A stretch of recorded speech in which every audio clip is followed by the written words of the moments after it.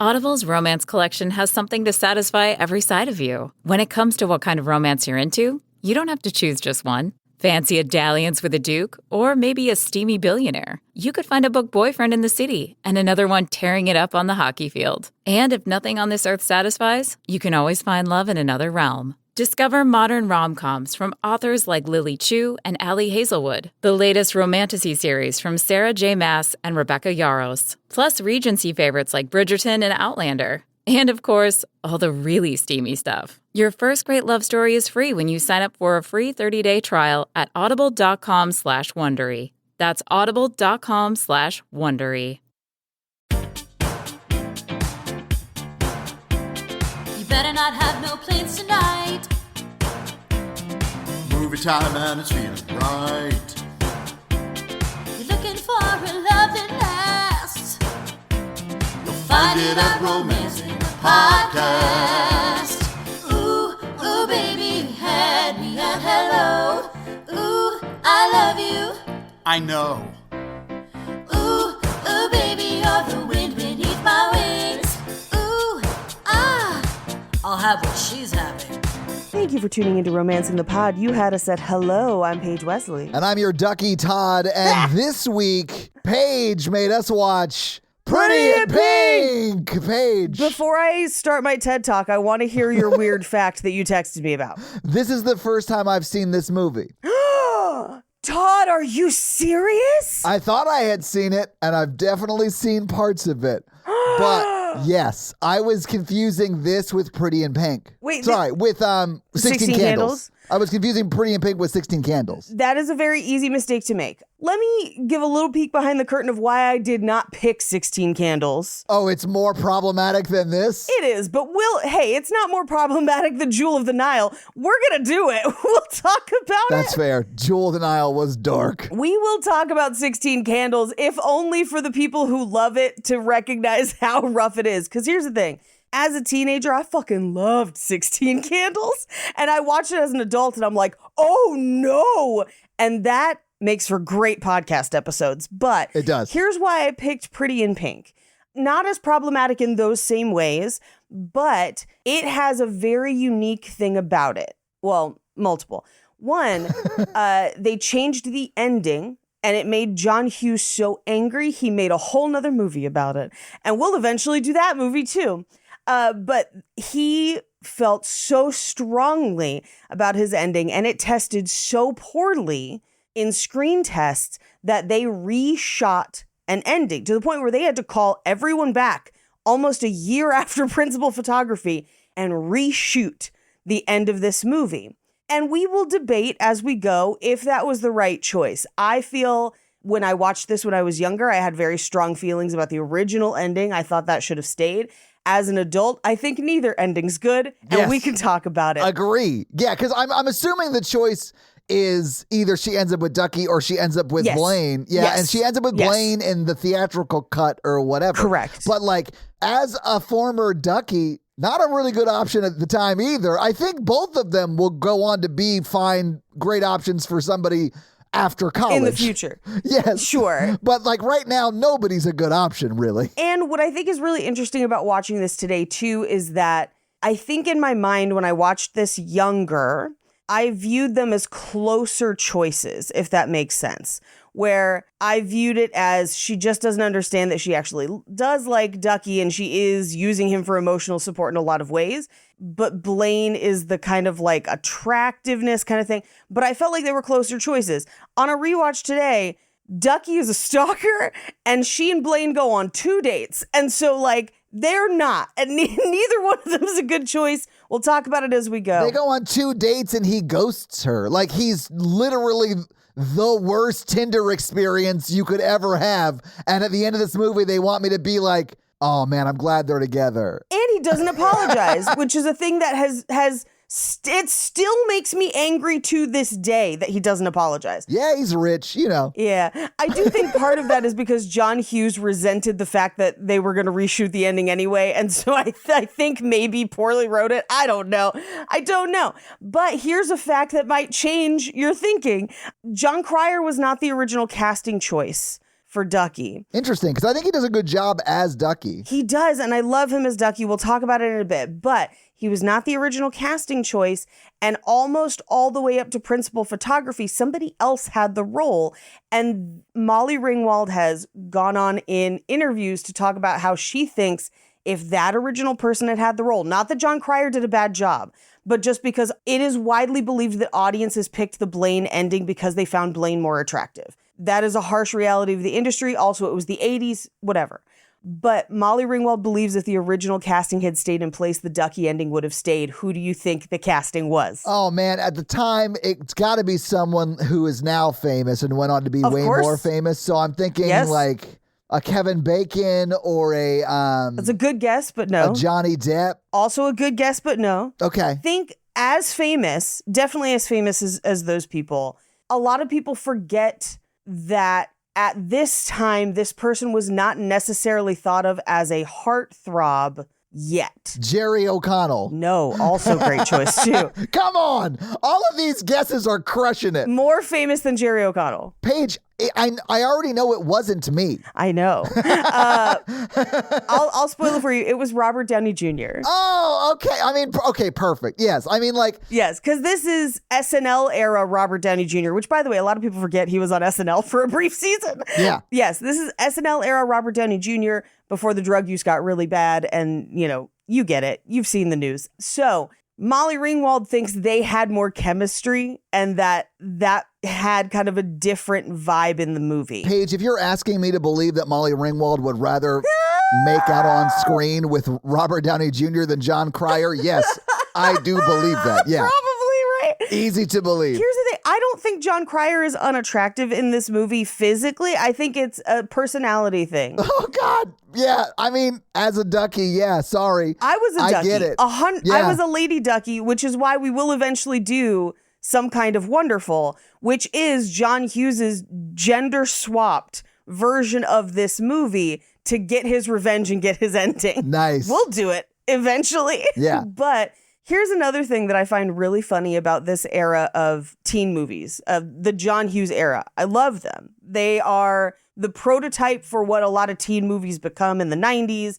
and early 2000s. For sure. The one I'm picking for next week will absolutely play on those tropes, and it's one that I can't believe we haven't done yet. I'm so excited to do it. But they are all, for that period, set in Chicago, but largely filmed in Los Angeles. That's because that's where John Hughes is from, right? That's where John Hughes is from. And so he's writing about his teenage years in like the 60s for kids in the 80s. But they're almost all set in Chicago, and they couldn't always afford to film in Chicago, so they're largely filmed in Los Angeles. This movie is almost exclusively filmed in Los Angeles to look like Chicago, which is a bonkers thing. Yeah, they never go anywhere or do anything that looks like it's in Chicago. They do not. There's some establishing shots of her house that might be in Chicago. Only place that might be. That's really the only one, yeah. Everything else is in Los Angeles, and it's still standing, and you can go visit it, which is this is one of the movies where a lot of the sets are still, like, they're not the same businesses, right? But a lot of those buildings are still around. And some of them also appear in Pee-wee's Big Adventure because the shopping center they film at, where her record store is at, is the same shopping center where Dottie's bike store and the magic shop are at. They're literally right next door to each other. And so I guess there must have been something at the time where that shopping center was like, everybody can film here because it's within months of each other. The house, the big fancy houses, those are in Los Angeles. Yeah. When I was in Chicago recently, I was like, I'm going to go see some John Hughes shit because I'm here. And I was like going through all the places that are like notably Chicago. And I went and saw Cameron's house from Ferris Bueller, the one where the car goes through the garage. Out into the... Went and saw that house. And while I was there, ran into people who were also trying to find all the John Hughes stuff. And they were like, where's Ferris's house? And I was like, I hate to tell you this, Long Beach, California. Like, sorry, but this movie is especially egregious with it. They all have pieces of that where like they run through one neighborhood in Chicago and into another neighborhood in Los Angeles and stuff. But this movie is almost all Los Angeles, but supposedly set in Chicago. Yeah. Just some early fun facts. You're welcome. I like it. I do think it's funny that, like, I guess you might say that she has 3 potential suitors in this movie because her that dad? one dude sort of like tries to hit on her at the beginning and gets shut down immediately. But like, they're all 30. One's, and I'll say, like, Paige, one's kind of perfect for her, but he's a duck. Sure. The other one kind of looks like an alien in a people suit. And then the other one is literally Robert California. So they're all terrible options. Well, and here's the sad part. They're not 30. It's just the 80s. I know. Molly Ringwald was aggressively a teenager. It's so funny because everyone's dressed like they're 48. Yes. And like just trying to get these kids out of high school so they can get divorced. Like that's their like clothing energy the whole movie. At one point, Iona, the record store owner, Annie Potts, fantastic. Who's great in this. I love her Great in this. Yeah. But she at one point dresses up. She's like, I know I look like a mom. And I'm like, you look like everyone at her high school. I know. Like, it's the same. The pictures are the same. It's great. Yeah. Bring back wearing suits to high school, apparently. Man, the way you could tell the rich, at least boys, was they were just wearing blazers to high school. They were all dressed like Miami Vice. It's so funny. Which, what? It's summer. What are we doing? You're wearing a blazer in summer? Like, why? Oh my goodness. Anyway. It's longer. But okay, so as a first time, yeah, what was this like for you on a first watch? I was like, where's the racist drag race? But it didn't happen because it's not that movie. That's Better Off Dead. That's not even Molly Ringwald. That's not even John Hughes. That's Savage Steve Holland. Is it not? Is it not? Yeah. I mean, it's the same. Yeah, it's like calling a Foreigner song Journey. It's like, yeah, they're like, I get it. You're in the same neighborhood. I get it. Yeah. Well, I mean, although if you started running from one, you'd end up in LA. In Chicago or LA or vice versa, yeah. But so I was expecting a way more problematic movie, even though there is a lot of problematic stuff in this movie. So I kind of like enjoyed it more than I thought I would because I was kind of like, you know when you watch a movie that you like, you're sure it just does not hold up well. And you kind of like brace yourself for impact. It's because you're thinking of Pretty in Pink, which is that movie. Well, no, this is Pretty in Pink. This is Pretty in Pink. Oh, sorry. 16 Candles. You're thinking of 16 Candles, which is that movie. But I did the exact same thing earlier in the episode, and Natalie right now is pissed that she probably edited out my mistake because callback. Oh, well. And we should probably leave it in. But whatever. Anyway. Enjoy the weird babble ad. No cuts. Anyway. No cuts. I forget what we were talking about, but Paige, I really did enjoy being able to like release the tension as I realized it wasn't that problematic. Yeah. And I kind of just like sat into it and enjoyed it. And I'll tell you what I really liked. Ducky fucks up, I think, ultimately because he was never honest with her about his feelings. Through his really shitty actions, sort of act 2 of this movie, his feelings are very clear to everyone, so he doesn't ever actually say them, although it's known. I do love that this movie kind of gives like some growth for Ducky. Yes. Because you see him like not doing what he would normally do, where he like is trying to forget about like, I guess how poor he is. I don't know. But like his way to feel better about himself is to like be an entertainer and just make people laugh and like be the center of attention 100%. and all that. And we see him, we don't actually get any dialogue because he's just in his room sitting there like throwing cards at a hat thinking, and like you can tell he's thinking about stuff. And then he shows up at the end to like be a good friend to her. Yes. I loved that. And remains a friend. Yes, I love that. And, Yes. and in that moment, probably would have been very fine if she had been like, I actually do think I like you. Yeah, of Let's get course. together. You know, the original ending, I think he would have been very fine with. Right. But when given the opportunity to be just a friend or get upset because you're like, aren't we on a date or whatever? Right. He chose to be a friend. And I really love that aspect of the movie. And for 86, that's early for a guy not being complete trash on film. Sure. So well done, John Cryer. And I think the Ducky ending could work if you dial him back in Act 1. Oh, you have to. Yeah, because like You have when he's to. talking to those girls and he's like, hey, I can't make any promises, but One of you could be one of pregnant you- by the end of the year. Possibly both could be pregnant by the end of the year. Like that is, I think, my favorite cold calling version of asking to have a threesome. And it's so funny to me that like he was already thinking on that level in high school. Right. So that's my concern ultimately for Ducky. We got to get him into like a long form improv comedy class so he does not become an absolute demon in college. I would argue that long form improv comedy classes house many demons, and he would have wrecked through UCB. I know. So maybe not that. Actually, at this time, it would have been Second City because they're in Chicago, Paige. Yes. But if you start running next to Second City, you could end up at the Upright Citizens Brigade. Citizens Brigade in LA, yeah. I hate you so much.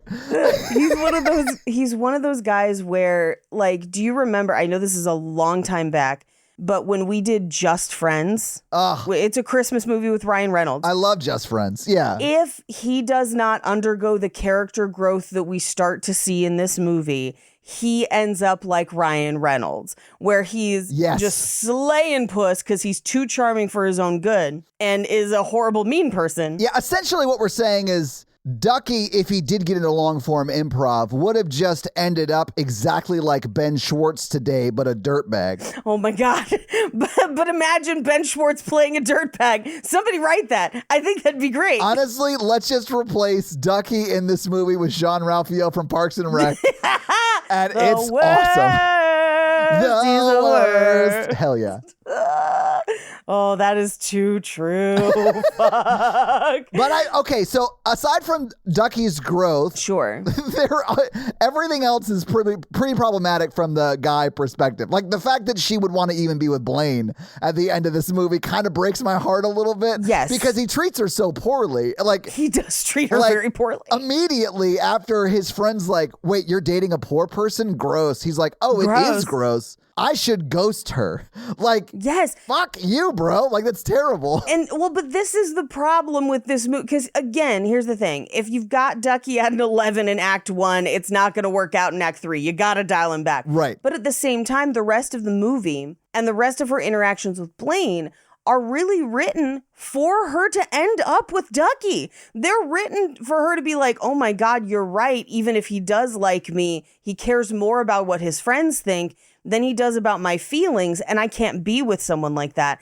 And that's a very valid ending and a very valid feeling. I would be most okay with an ending where she ends up with no one, and Ducky still goes to the prom with her as a friend, but they don't end up together romantically, but they still enjoy their time at prom. Paige. I'm here for that. Love it. Here's what I would want, though. Just because movies need a kiss at the end, sure, her and Ducky do have a kiss. We know that he's good at it because he's practicing on melons or whatever. Yeah. Plot says. But it says, Ducky, you're a great friend. I'll see you after the first divorce. Credits! Oh, that would also be fun. I will say this too. As growing up a pretty poor kid, sure, I did have people that I did not want to know where I lived. Of course. And so I really resonated with Molly Ringwald being like, take me to work. I live close to there and I got to finish up some stuff. Right. Or just don't take me home. I'll walk from here. No, please don't walk with me. Like, right. I got it. Yes. I used to walk down to, there was a movie theater that was like within like a mile of where I lived. And I would walk down there and people would pick me up there. There you go. Yeah. I'm sorry that had to happen to you. That is rough. It's not your fault. But I mean, I got it though. Like I really kind of liked that representation in the movie. Yeah. And also that like Molly Ringwald is not bummed out by the fact that she's poor. She's kind of bummed out by the fact that her side cares if you're rich and the other side cares if you're poor. Mm-hmm. It's not really about like, oh, I hate poor people or I hate rich people. It's like the factions are like so against each other. It's almost a Romeo and Juliet kind of a story, you know? Yes. Because he, a Capulet, is dating a poor person. Right. I don't know if the Montagues were poor, but you know what I'm saying. They weren't, but the analogy still stands. Yeah. And I think that dynamic is what bums her out, which I get it. Like that does suck. And because I don't think she cares about that social class stuff. No. I think everyone else in the movie does. Yes. And that's what causes the dynamic, but she does not give a shit. But Blaine clearly does. He clearly does and is never going to stop. And that's why they shouldn't be together. Right. Yeah. I really like the representation. And this is something that I didn't understand as a teenager, a lady Ducky, if you will.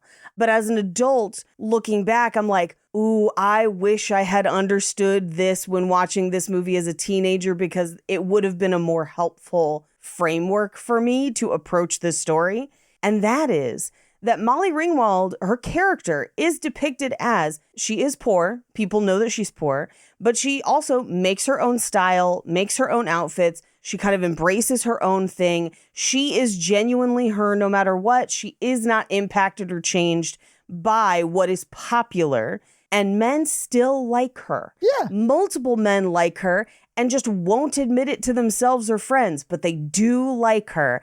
And I think that is what I should have taken from this movie of like, be yourself. People will be into it. Sometimes they are not confident enough to embrace it. That's not your problem. But like, there will be people who get it, as opposed to being a Ducky in high school and being like, no one will ever be into this. And so I have to browbeat someone into being with me by being their friend first. I don't know if that was because I am very much a Ducky. Yes, like I'm sure. a grown-up Ducky. But like, I don't know that I went into high school being a Ducky thinking that no one was going to be into that. I thought they'd be super into that. And so I leaned in and people weren't. That's fair. That's fair. Although, you know what? I actually did okay in high school. Like, I didn't like go crazy, but like I dated some wealthier people and some hot people and like whatever, you know, it was high school dates. So it was like we went to the movies and made out and shit, but like it wasn't anything crazy. See, I did not. Yeah. I basically was dateless until my senior year.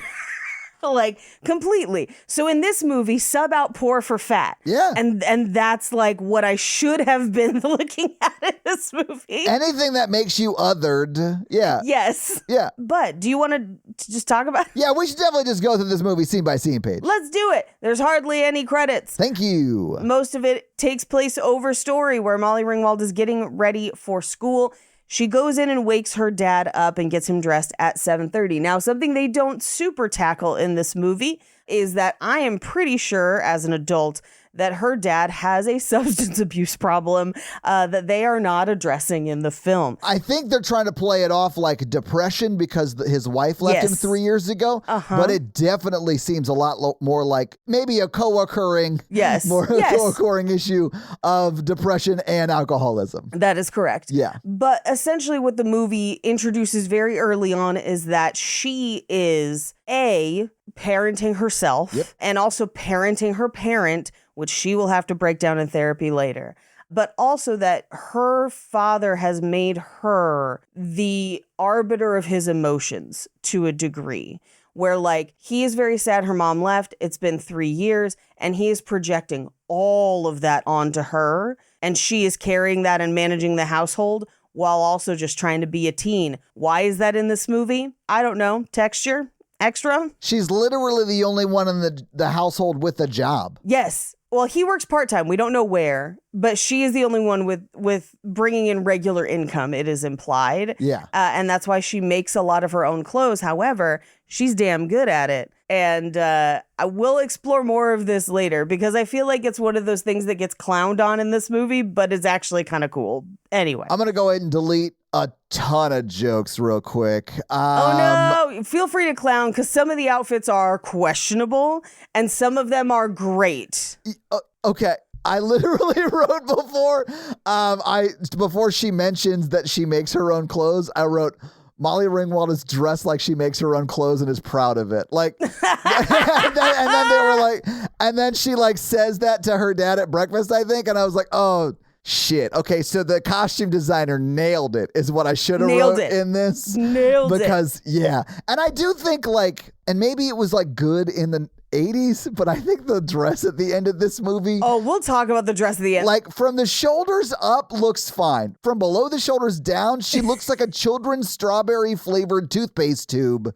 It's like silly looking. Yes, I have gone back and forth on that ending dress for years. We will talk about it today. It has issues. I do think the only thing that saves it is she's standing next to what I have to assume is Ducky dressed as Lestat's brother. Yes.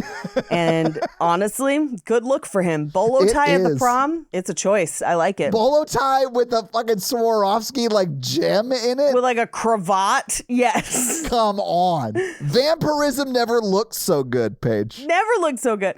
I will say a lot of this is just the 80s of it all. Sure, yeah. There's also the element of, because she tells us in the scene, not only is she making her own clothes, but whatever she's not making, she's thrifting because she has to. Oh, yeah. Right? Yeah. And so I think to a degree, she has to stand out a little bit and has to look like she's making the best of what she has and is doing it in a way that's like her own vibe. Yeah. There's some pieces that I was like, I need to make that for myself right now. And then there are other pieces that I'm like, mm-mm. The vest she's wearing in this first scene, I thought we were going to get a joke because it is revealed in this first scene that she makes her own clothes. Right. And as she walked out the front door, we were going to see a curtain with the perfect shape of her vest cut out of it. Just cut out of it. Because that's what it looked like to me. Here's what's crazy. I know exactly what that vest was made of because people are doing it again on TikTok. And in the 90s and late 80s, mid to late 80s, people still did it. Do you know those tapestry blankets? Those blankets that people will have that are like pictures of stuff that Yeah. always end up at Goodwill? Yeah. People make vests and coats out of those all the fucking time because they're super warm and they're stiff. So if you like stay stitch them, they have this like cool pattern and it's not a lot of work to make them. That vest is absolutely a tapestry blanket vest. Yeah. 100%. It is. Anyway, she goes to school and we do see Blaine like watching her. And I wish we got more of, and this is something that I love in books that I think is really tough to translate to movies. I wish we got more of him wanting her and an understanding of why he does. Yeah. I think he just thinks she's hot. Right, which I don't disagree with. I already said I loved her outfits, but I want some justification from him of that. I want him vocalizing that or demonstrating that in some way. All we get is him kind of looking at her, which I think adds to later when we're like, why did he like her anyway when he's treating her so badly? Like, I think it would give us more to root for him if you want to root for him in this movie. I mean, yeah. Also, if he treated her with like respect, that would be helpful. That would help me a lot. Yeah. But he don't. But who should show up at school? Ducky. And Ducky's entrance is a lot. He is everywhere and he's hitting on her. Yeah, clearly. And she's kind of blowing it off. And like the movie, I think, tries to depict this as she doesn't know that he likes her like that. And I don't think that's the case. I think she totally knows and is not interested and has said she's not interested. And he persists. And that's the problem with Ducky in Act 1. I completely agree. It just doesn't say whether or not he said that he likes her or not. And she does play it like they've never had that conversation. So like, I kind of got the vibe that they've been friends since they were like legit children. Children, and yes. He's always been silly jokey. And then as they got Sure, older, sure. that silly jokey became flirty. And she just already ignored the silly jokey stuff. So Yeah. she's now completely Right. ignoring the flirty stuff, which that's what I had to tell myself because they do play it like she has no idea he has actual feelings for her. I think she knows. I've always thought she knew. But maybe that's just me on my side. I don't know. They definitely say that she didn't, and they play it like that. No. Like that she had no idea that they like. Iona asks Ducky if she knows, and he says, I don't know. No one asks her Fair. if she Okay. knows. Yeah. That's a very key distinction. And I think when we get to the date where he has a very bad reaction, we'll talk about this again. Because I think that scene, for me, is the nail in the coffin that she knew. We'll talk about it when we get there, though. Yeah, I mean, maybe. And it doesn't change it for me. Like, I don't think they should end up together at the end either. Right. But yeah. It doesn't change the ending as much as I think it really reflects that this movie is written from Ducky's perspective, which I think is very interesting. Yeah, John Hughes is Ducky. Yes, was a Yeah. Ducky, 100%. Yeah. And so I think maybe it's him thinking she doesn't know. But we'll talk about it more when we get to that point.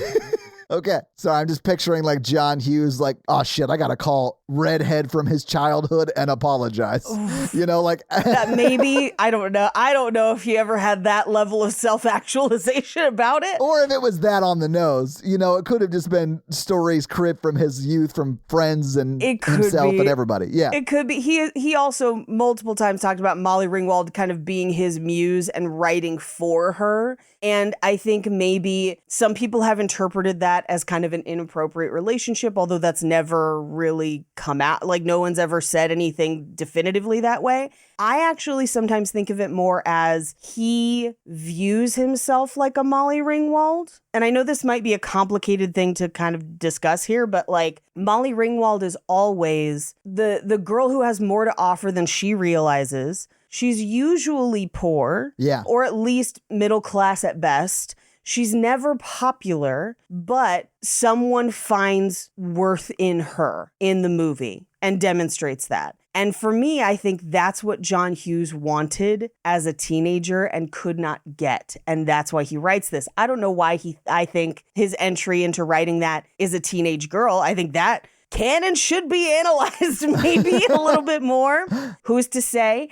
But I think a lot of different characters are shades of him. I do think Ducky is one, absolutely, because I do think this movie's written from his perspective, even though he's not the main character, which is bonkers. Yeah. But like in 16 Candles, I think for sure 16 Candles, she is his analog in that movie. Even though we have kind of a Ducky in that movie too. Yes, we do. But he is played much more distant than Ducky in this movie. Yeah. We'll talk about that when we do 16 Candles. But for now, let's keep talking about Pretty in Pink. Let's do it. Anyway, as they go through school and they're getting through class, we see that she and Ducky have, even though it's kind of this flirtatious, seemingly annoying relationship, they are clearly friends. Yeah. And have been friends for some time. Yeah. But we cut to her first class and the popular girls, and we haven't had a Gina Gershon sighting yet. We will later in the movie. Yes, we will. Honestly, Gina Gershon may have been in more movies on this podcast than almost anybody else, and we love that for her. Yes. Well done. But the popular girls are like, where did you get your clothes? The five and dime? Literally being like, you're fucking poor and we can see it. Yeah. And the teacher, I think in trying to help, makes it worse. Yeah. Because she's like, is something going on? And Molly Ringwald's like, no. But the teacher clearly heard it. She knows Molly Ringwald's being bullied. And so she punishes the girls. And Molly Ringwald's like, I don't need that. I think essentially to be like, don't make it worse. Don't make them mad at me. I didn't do anything, you know, or whatever. Yeah. And the girls, they're like, no. We'll take the extra homework, almost to like extra drive home. We did say it and we meant it. It's really oof. I kind of loved that though. I mean, it's real shitty, but you're like, oh God, that's like the word. No, teacher, thank you for that extra homework. I will do it because that's how strongly I feel about what I said. Yes. Yeah. But we cut to the end of her school day. She's walking out to her car, which is, it's dented, it's older, but it's pink and I love it. Yeah. I love that car. Honestly, if you like get the dents worked out of it, it's like a cool 60s car. Like Oh, yeah. It's cool. Yeah. Very cool. But who's leaning up against her car but Steph, aka Robert California, Exactly. aka James Spader. Oh, is that the actor's name? Yes. Okay. James Spader. He will always be Robert California to me. Well, let's talk briefly about James Spader, though. I found out while watching this movie today through the Amazon like X-ray thing that like puts fun facts up or whatever, that James Spader's eyesight is so bad, he can't wear contacts, which is why we always see him in glasses today. But back in the day, especially before contacts were what they are now, whenever he played a role that didn't have glasses, he just functionally could not really see who was talking to him in scenes. What? Yes. Wow. Which is why it's one of many reasons why often in this movie he is not moving during scenes. And it was one of those things that like I was like, I'm sorry, what? And then I watched for it. And he is almost always stationary. I mean, he is. You're right. He's always like leaning up against a wall or leaning up against a car or laying on a bed. The few times he moves, it's just across a room. He moves across a room one time to a bed. And then another time he's rolling a joint behind a desk. but he clearly can't really see what he's doing. And so he's like holding the joint, and then like puts it down. He never rolls it. He has a guy that does that for him, just like Snoop Dogg or whatever. I've seen an electric joint rolling machine before. The future is wild. The future is now. You get to pick what kind of weed is in it, and then it's just like, and it like pops a joint up to you. Nuts. Yeah, it's like Keurig for pot. It is a Keurig for pot. Yeah. Anyway, in that scene, he walks around the desk and touches the desk the whole time. He does. And then the scene where he and, I forget the girl's name that he's with at the party. Yes. But he does leave the room in that scene, and she's like kind of carrying him because she's supposed to be like a little drunk or whatever. And, but she's just like moving with them so she can see. Right. Wild. Okay. I never knew that. Me either. I had always had this weird thing because like he's in a movie right after this where he plays like a good guy. And I want to say we've done it on either this or Horror Virgin. I don't remember. But he's wearing glasses. And I was like, when did James Spader suddenly become a glasses guy? The second he got handed a gun. The second.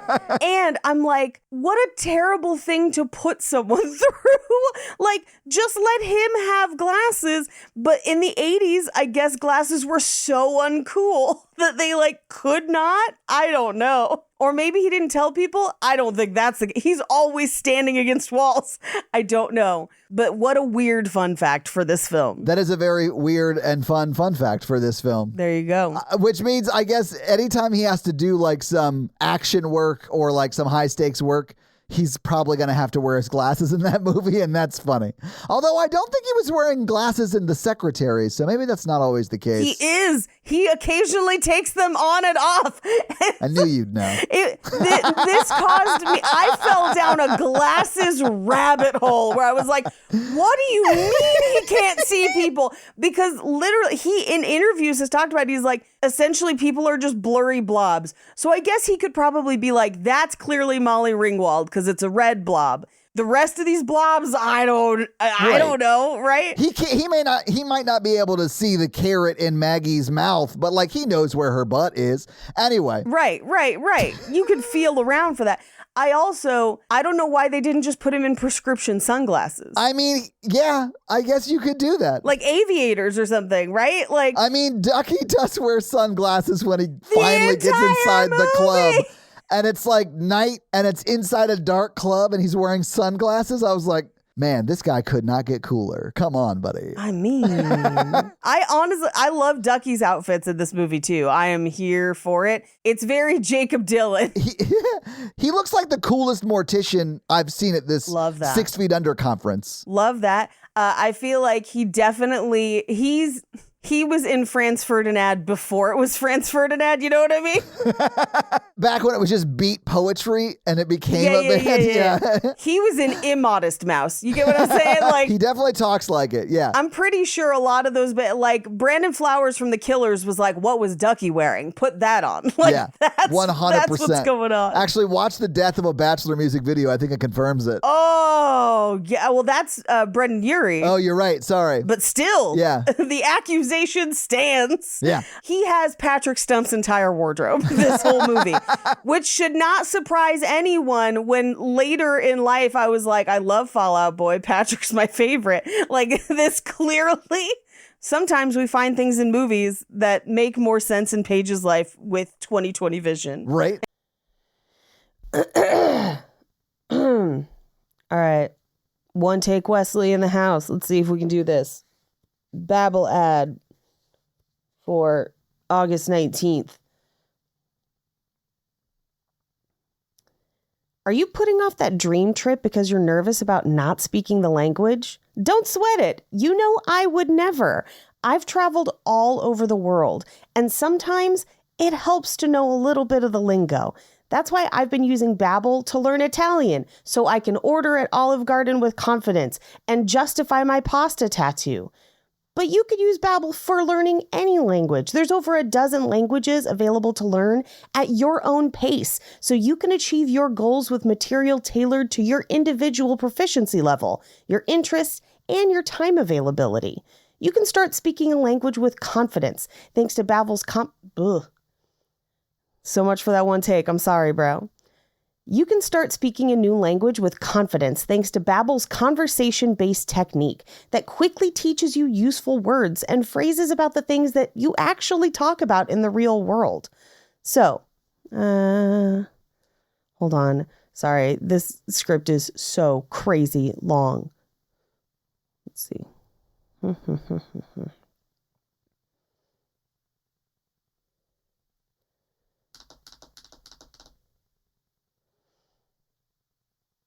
Okay. Babbel has a ton of different ways to help you get proficient in your new language, including engaging in interactive dialogue to practice conversation skills right away. Bonjour, nice to meet you, Belle. As well as speech recognition to make sure that you're getting the pronunciation just right.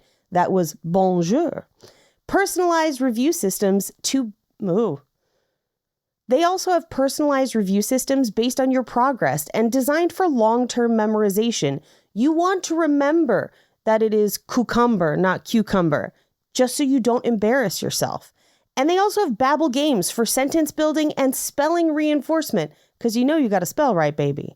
They also include culture bites that deliver content and insider knowledge about the language. Maybe there is a term that means two different things depending on who you're saying it to. Babbel's got you covered. It also helps you stay motivated to learn a new language because it has real-time feedback, progress trackers, and handy visualizations. In only 10 to 15 minutes a day on Babbel's mobile app or website, you could be speaking a new language in just a matter of weeks. Let's see.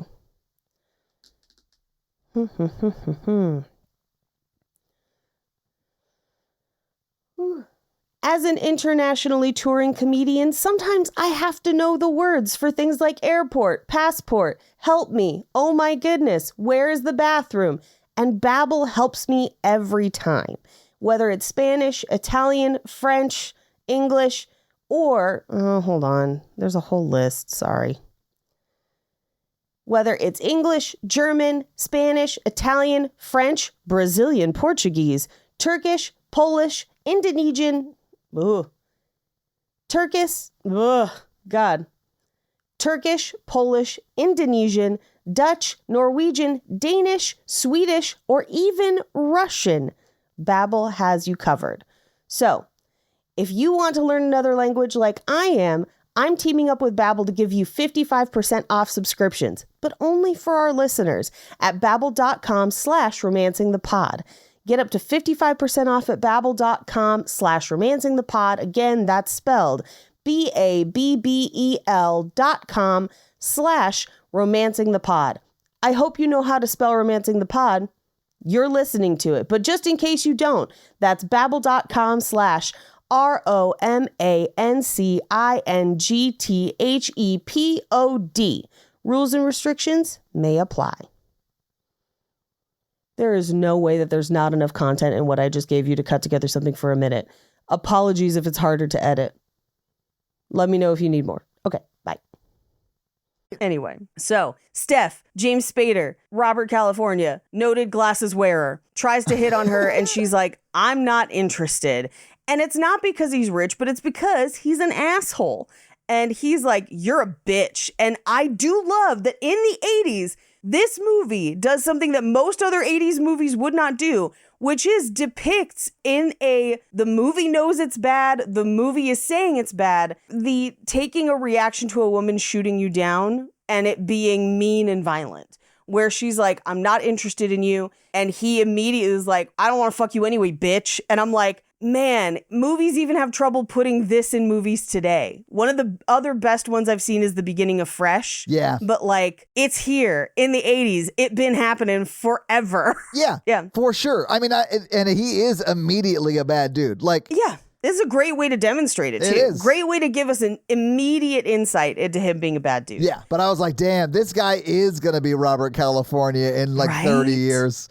like 100%. Even when he was Robert California on The Office, I remember thinking, this is Steph grown up. Yeah, it very much is. I was surprised he didn't end this interaction by saying, I'm the fucking Lizard King, and then walking away, because it's got the same energy. Yes, but I honestly, and maybe I should go look for some interviews from while he was on The Office. I'm curious if he feels the same way, because I feel like Robert California is Steph grown up. Yeah. Like, that's what happens to a person like that. Anyway, we cut to her job at Trax, a record store, and it is filmed on the Santa Monica 3rd Street Promenade if you ever want to go visit it. It is on the corner, I believe, of 3rd and Ocean. I might not be accurate, but it is on the promenade, which is just a series of 2 or 3 blocks. Easy to find. It is, as I mentioned, also where they shot Pee-wee's Big Adventure. And her manager is Annie Potts, Iona, but played by Annie Potts, with some of the craziest hair I've ever seen. But she is the epitome of like cool older retail boss, and I love her in this. Yeah. I have always loved her in this movie. She is perfect, no notes, don't change a single thing. Although every time you see her, she looks wildly different. Love it. Like in this shot, she looks like she's in Johnny Mnemonic, but like the deleted scenes where like he comes in looking for like cassette singles that he can trade for a USB stick of data. Right. Like it's like a weird vibe. And then the next time you see her, she's got a completely different, like almost like a 1930s vibe with her hair up in like the red like yarn thing. It's cool. The snood. Yeah, the snood. Okay, yeah. It's cool. I didn't know what it was called, but like I like the look. It's cool. And this look is cool. It's very like UK punk Yes. cool though. Like spiky hair on the front, kind of a mullet situation in the back because of the spiky hair. Well, it's like a spiky hair and then but like a ponytail. Yes, As yeah. opposed to like a curtain mullet, right? Yes. But what I love is she's in a latex corset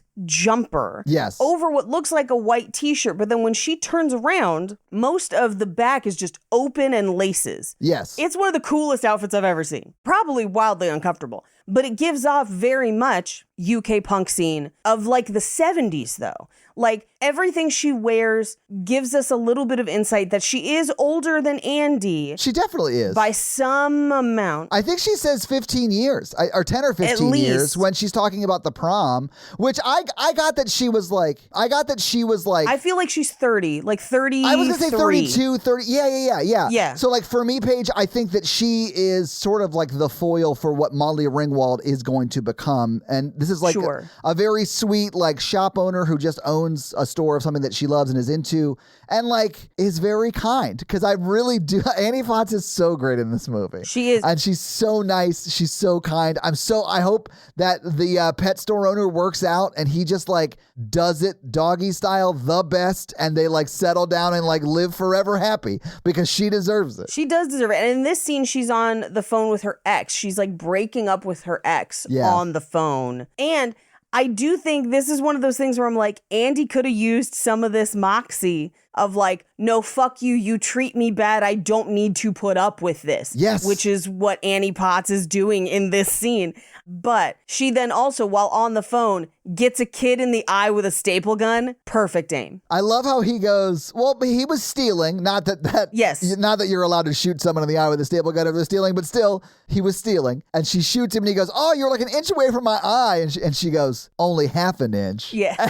And I thought that was ballsy. It was like, oh, I could have shot you in the eye if I wanted. Yeah, I could have. I didn't. I knew it was that. She's like Calamity Jane with a staple gun. I love it. I love it. And she's doing like the cool like window display or whatever. But Blaine comes in and I think he honestly is just doing that thing of like, I'm going to buy anything as an excuse to talk to you. Yeah, money has no object for him, so he's going to buy whatever just so we can talk to this chick he like thinks is hot. Right. Which I've done similar stupid things. Maybe not with money, but like definitely similar stupid things. Oh, of course. Been like, oh, you're a clinical director. What on earth is that? Or whatever, you know, like just engaging in a conversation because you want to know the person you're having it with more than the information you're asking about. Absolutely. Well, and I do love that like as they're having their conversation where he's like, is this album good? And she's like, I don't know. What do you like? Like maybe like, are you going to pay Amex, Cat, whatever. As that's happening, Annie Potts in the background is like, every time you go to the John, you lose IQ points, and then just walks out of the scene.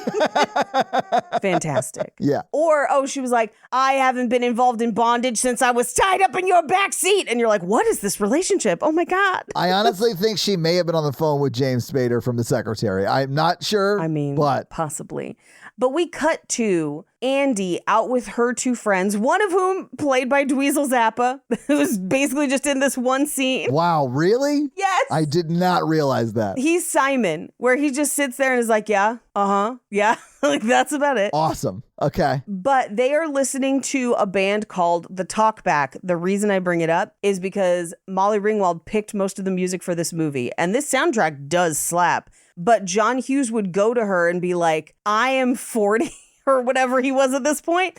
I don't know the bands. Yeah. What are the bands? So she picked this one and the other band that we see at the club, the Rave Up. They were both her picks, either from people that she knew in bands or bands that she just liked that weren't super popular yet. And they make it both into the movie and onto the soundtrack, which I find very interesting. That is interesting. Right? Yeah. Anyway, they're all sitting there. She eventually leaves to walk out. But while she's been inside, Ducky has been sitting outside with Andrew Dice Clay for hours. I was so confused as to why she could get in the club, but he couldn't. And I don't think that there's an explanation for that isn't problematic for the club. Oh, yes. No, I agree with you. I think they let her in because she's a woman, even though she is underage. Yes. And they are going to look the other way. Yeah, because if it's a club that they could both get into, they could both get into it because they're the same age, right? Correct. But I did think it was funny. Right. And I assume her friends, and we never really see Simon again. So maybe Simon's not a high schooler. Maybe he's 21 or something like that. And we do know that she's 18. So, like, she is of legal age. It's not too weird for her to have a friend that's 21. Maybe he was a senior when she was a freshman. Who knows? Yeah. And her other friend definitely seems like the kind of person to have a fake ID. Yeah, I don't think age would be a problem for Ducky. I feel like he's too resourceful Yes. to be stopped by a piece of paper. He would find a piece of paper. Right. And so I feel like one of two things has happened. Either A, they let women in underage because they want to have women in their bar, and the implications are dark, but still exist to this day. Yes. The alternate version is that they went there with Simon and he's like there with me, and Ducky's not involved in that. It's still them letting underage people in. The question is the intent in doing so. Yeah, either way, it's not great. Yeah, it's bad. Because, I mean, but if it was like an 18 and up club, Ducky would walk to the front with a McGlovin ID that says he's 21 and they would let him in. Right. They'd be like, McGlovin? And he's like, yeah, my family, we're gynecologists way back. We're a glove family. We make gloves. The other thing that could be is that it is an 18 and up club and he is 17, but still a senior. That's what I was saying. I think he would just have a fake ID if that was the hurdle. But I think even if he had a fake ID, Dice Man knows. And he's the barrier to him getting inside. Okay, Paige, I did not realize that was Andrew Dice Clay until the credits. Yes. And I wrote, dude, I think it's hilarious that Ducky is being like forced outside of the club by what is essentially Andrew Dice Bouncer, because I didn't think it was Andrew Dice Clay. Then I got to the credits and I was like, oh shit, okay, it wasn't just them actually like hiring, like, because you know sometimes they'll be like, I want an Andrew Dice Clay type. Right. But they actually hired the guy to do it. I'm so unfamiliar with his work. I didn't realize it was him. Here's what's so crazy. He's playing himself. 100%. Yes. No. I mean, literally, his character is the Dice Man. No, I know. They call him that in the movie. And that's really when I realized I was right. And I didn't realize, but it was actually him. It was actually because they do call him the Dice Man, which I think proves that they must have walked from Molly Ringwald's house in Chicago to the Comedy Store in LA, and it's called the Cats or whatever, because Andrew Dice Clay is just like there. He's just there. In Chicago. I think if the lighter explanation is true, not the darker one, that it is an 18 and over club and he's 17, and Dice is the one keeping him out because he knows he's 17, I kind of like that reading because I feel like there's an extra layer of Dice trying to impart wisdom of like, she knows you can't get in here. Yeah. That's why she comes here. You should explore other options instead of waiting here. Her actions are making it clear that you are not a date option, Yeah. it's time to look elsewhere. I think she does value the friendship. Sure. But if you can't have a friendship, if it's not also more, you're not going to be friends for very much longer. So like maybe move on, guys. Well, but this is for me another piece that is like she knows, because if they were friends and she didn't just thought he was kidding, she'd probably still find a place for him to be able to go where they could all go, or find a way to sneak him in. Yeah. And she does not. She doesn't. She never aids and abets his entry into the club. Never. Never. But she does give him a ride home. And Andrew Dice Clay on the way out asks her, if you like him, why do you go to a place he can't go to? I don't think he believed that she liked him. I think he's like, let me demonstrate this for you, Ducky. Yeah. She is clearly not your girlfriend. He is very much like the, not mean uncle, but the uncle who like really needs to be honest with you about. Straight shooter uncle. Yes. Yeah, exactly. Yes. Yeah. Yep. And he's like, listen, I know you didn't hear me, so let me show you. Right. Right. Yeah. And I actually really kind of do like that interaction in the movie. I think Andrew Dice Clay is great in this movie. Yeah, I think he's like Weirdly a great enough. character. Yeah. Yes. So she does give him a ride home. And this is one of my favorite scenes from the movie where they're just driving past all the big houses. And he just goes, first million I make, I'll buy you one. And that is something I say all the time. I say it to Jake constantly. Paige, I hate to break it to you, but you live in LA. It's going to cost way more than $1 million to buy one of those kind of houses. Oh, I know. It cost $1 million in the 80s, I think. Yeah, probably. Probably.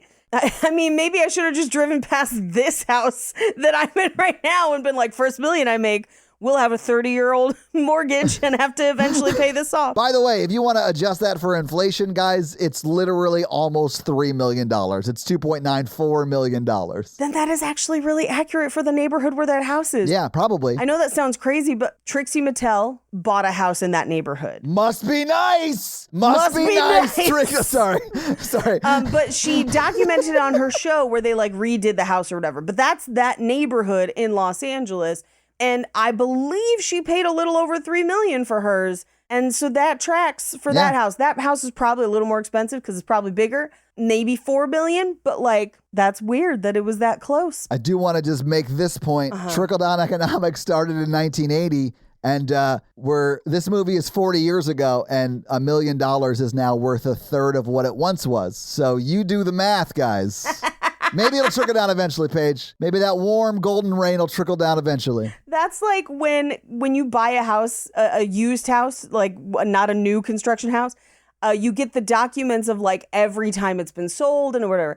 My house had only had, I think, 1 or 2 owners before we bought it. And the people who bought it originally paid $50,000 for it. And then the people who bought it 20 years later paid like $70,000.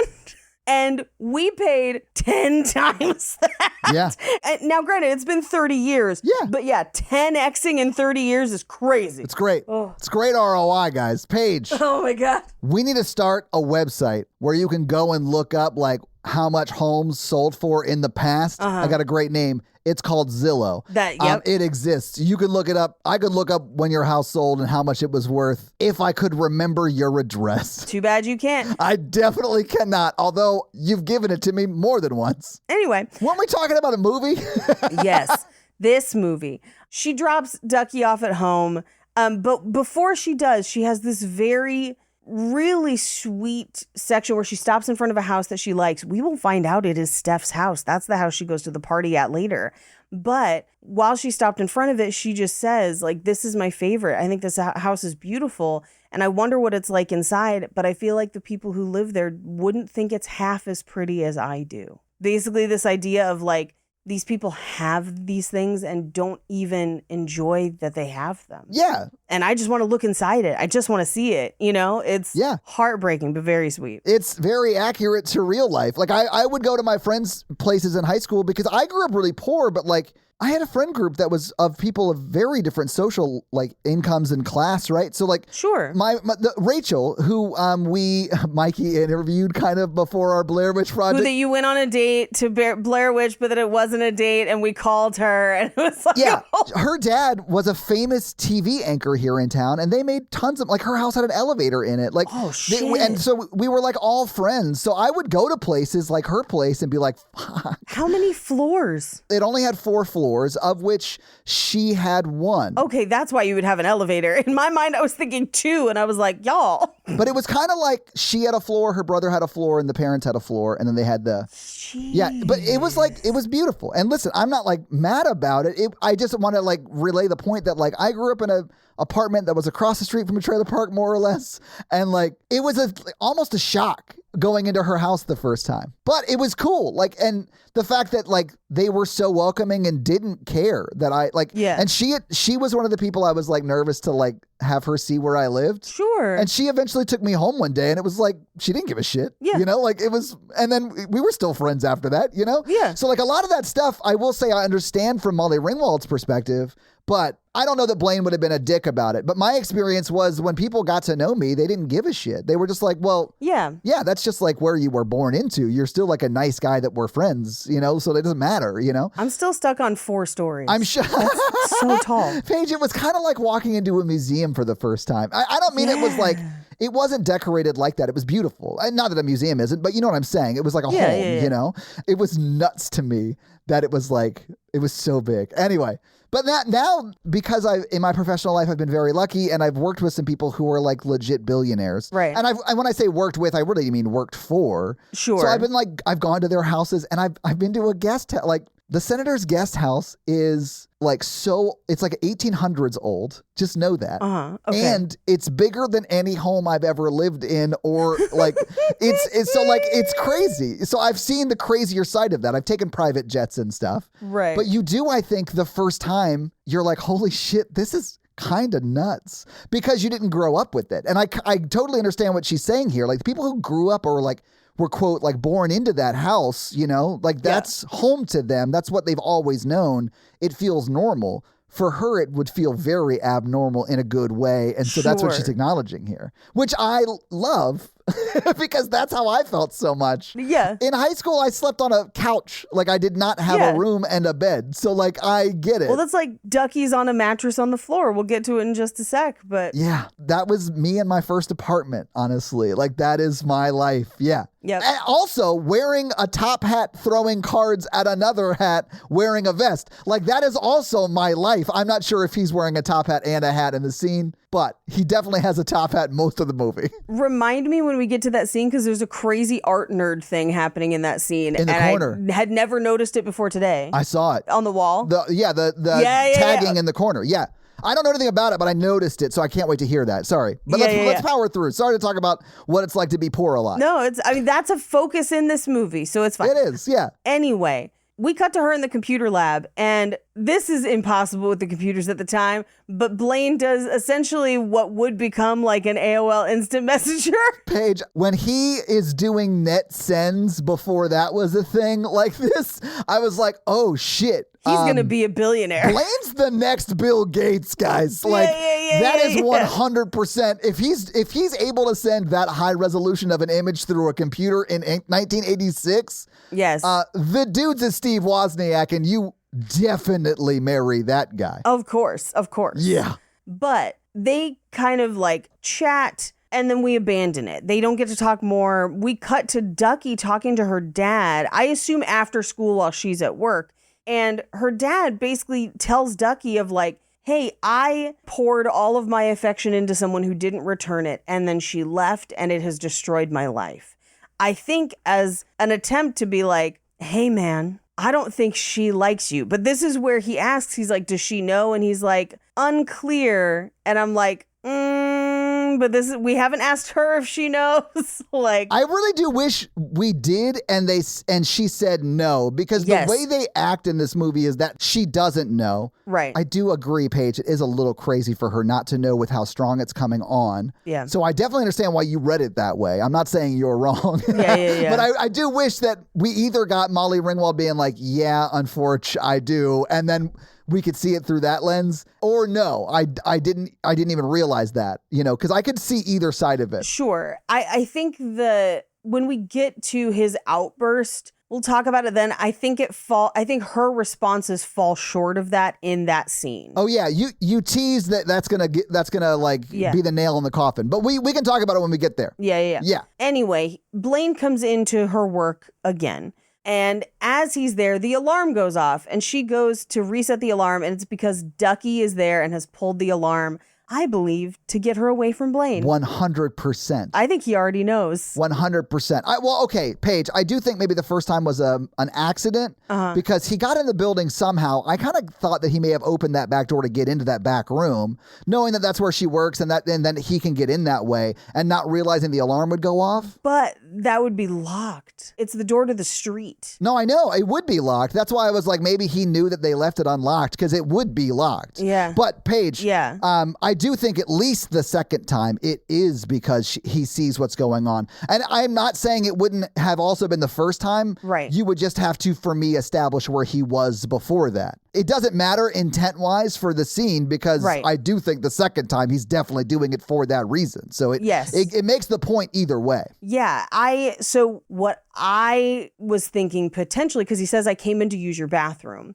So it made me wonder if he walked in while she was talking to Blaine and she did not see him, and he came in the front and then did the alarm. Yeah, I mean, it definitely could have happened that way, for sure. Who knows? But while she's handling the alarm, Steph comes in and is like, Blaine, what are you doing here? Let's go. Like, we're late for our thing. So they leave, and she sees him leaving with Steph. Yeah. I think Steph knows why he's there, because he's also a dirtbag and was clearly interested in Molly Ringwald. And I'll say, if Molly Ringwald changed her perception of Steph and was like, no, I'm super into Steph now, Steph would be all about it 100%. For the 3 weeks it took for him to get her to sleep with him or whatever. And then he would be totally a dirtbag again, Absolutely. But I think ultimately he is running defense for Ducky without knowing it. Right. Because he doesn't want his friend being with the person that he wants to put a notch on his bedpost with. Right. Exactly. So we cut to, she goes home and she's waiting by the phone, and Ducky has left a million voice messages and then calls once and she's like, I'll talk to you in the morning. I can't.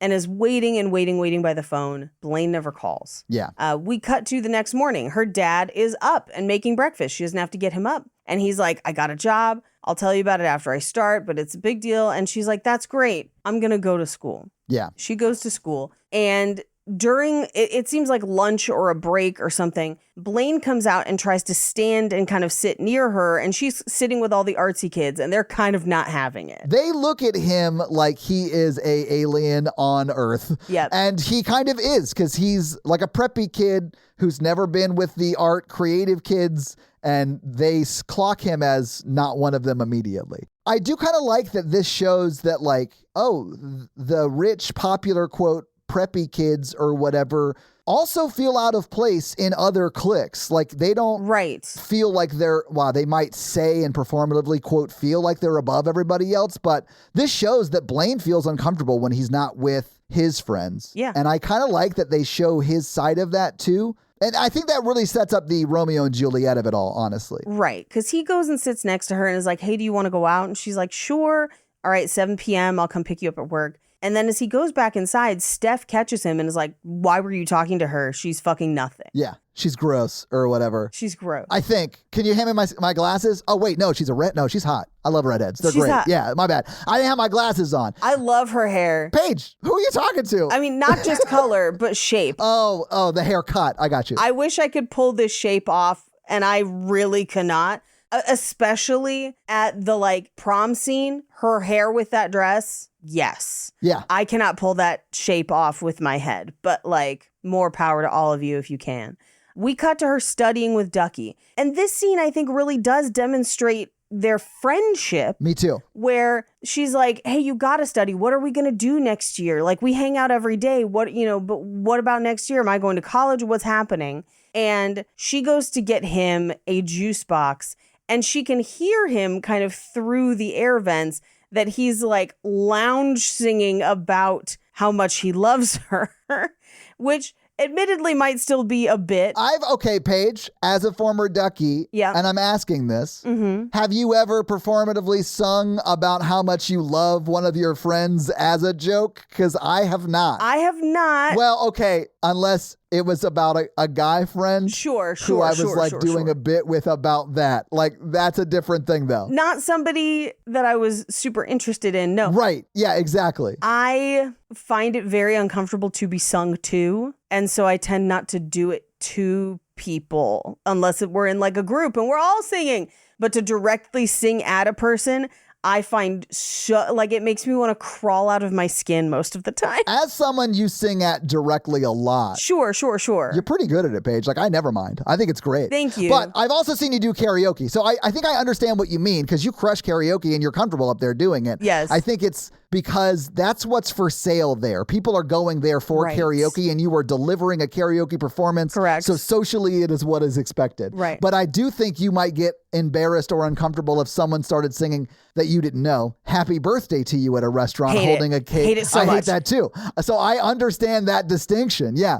I honestly feel bad for the people singing in that situation. Yes. Even if they're singing to me, I'm like, man, just bring me the free dessert. Thank you so much. My birthday's actually February 12th. It's almost September. Like, just give me the dessert and we can pretend that like this is my birthday so we don't have to pay for it. But like, yeah, just stop singing. If you want to just come over and drop a dessert in front of me and be like, you old, and walk away, I'm fine with that. Holy shit. That honestly, do that to me instead of singing happy birthday. It's because I don't know what to do when people sing happy birthday at me. What am I supposed to do? Because if I sing with you, then I'm a cocky asshole. But if I just sit there, it feels interminable. And what am I supposed to, where do I put my hands? Paige, I have more than once in that situation thought, oh, damn, I didn't realize happy birthday had a second verse. Thank you. Because it feels so long in the moment. I also, when it happens to me in a restaurant, this is what I want to do.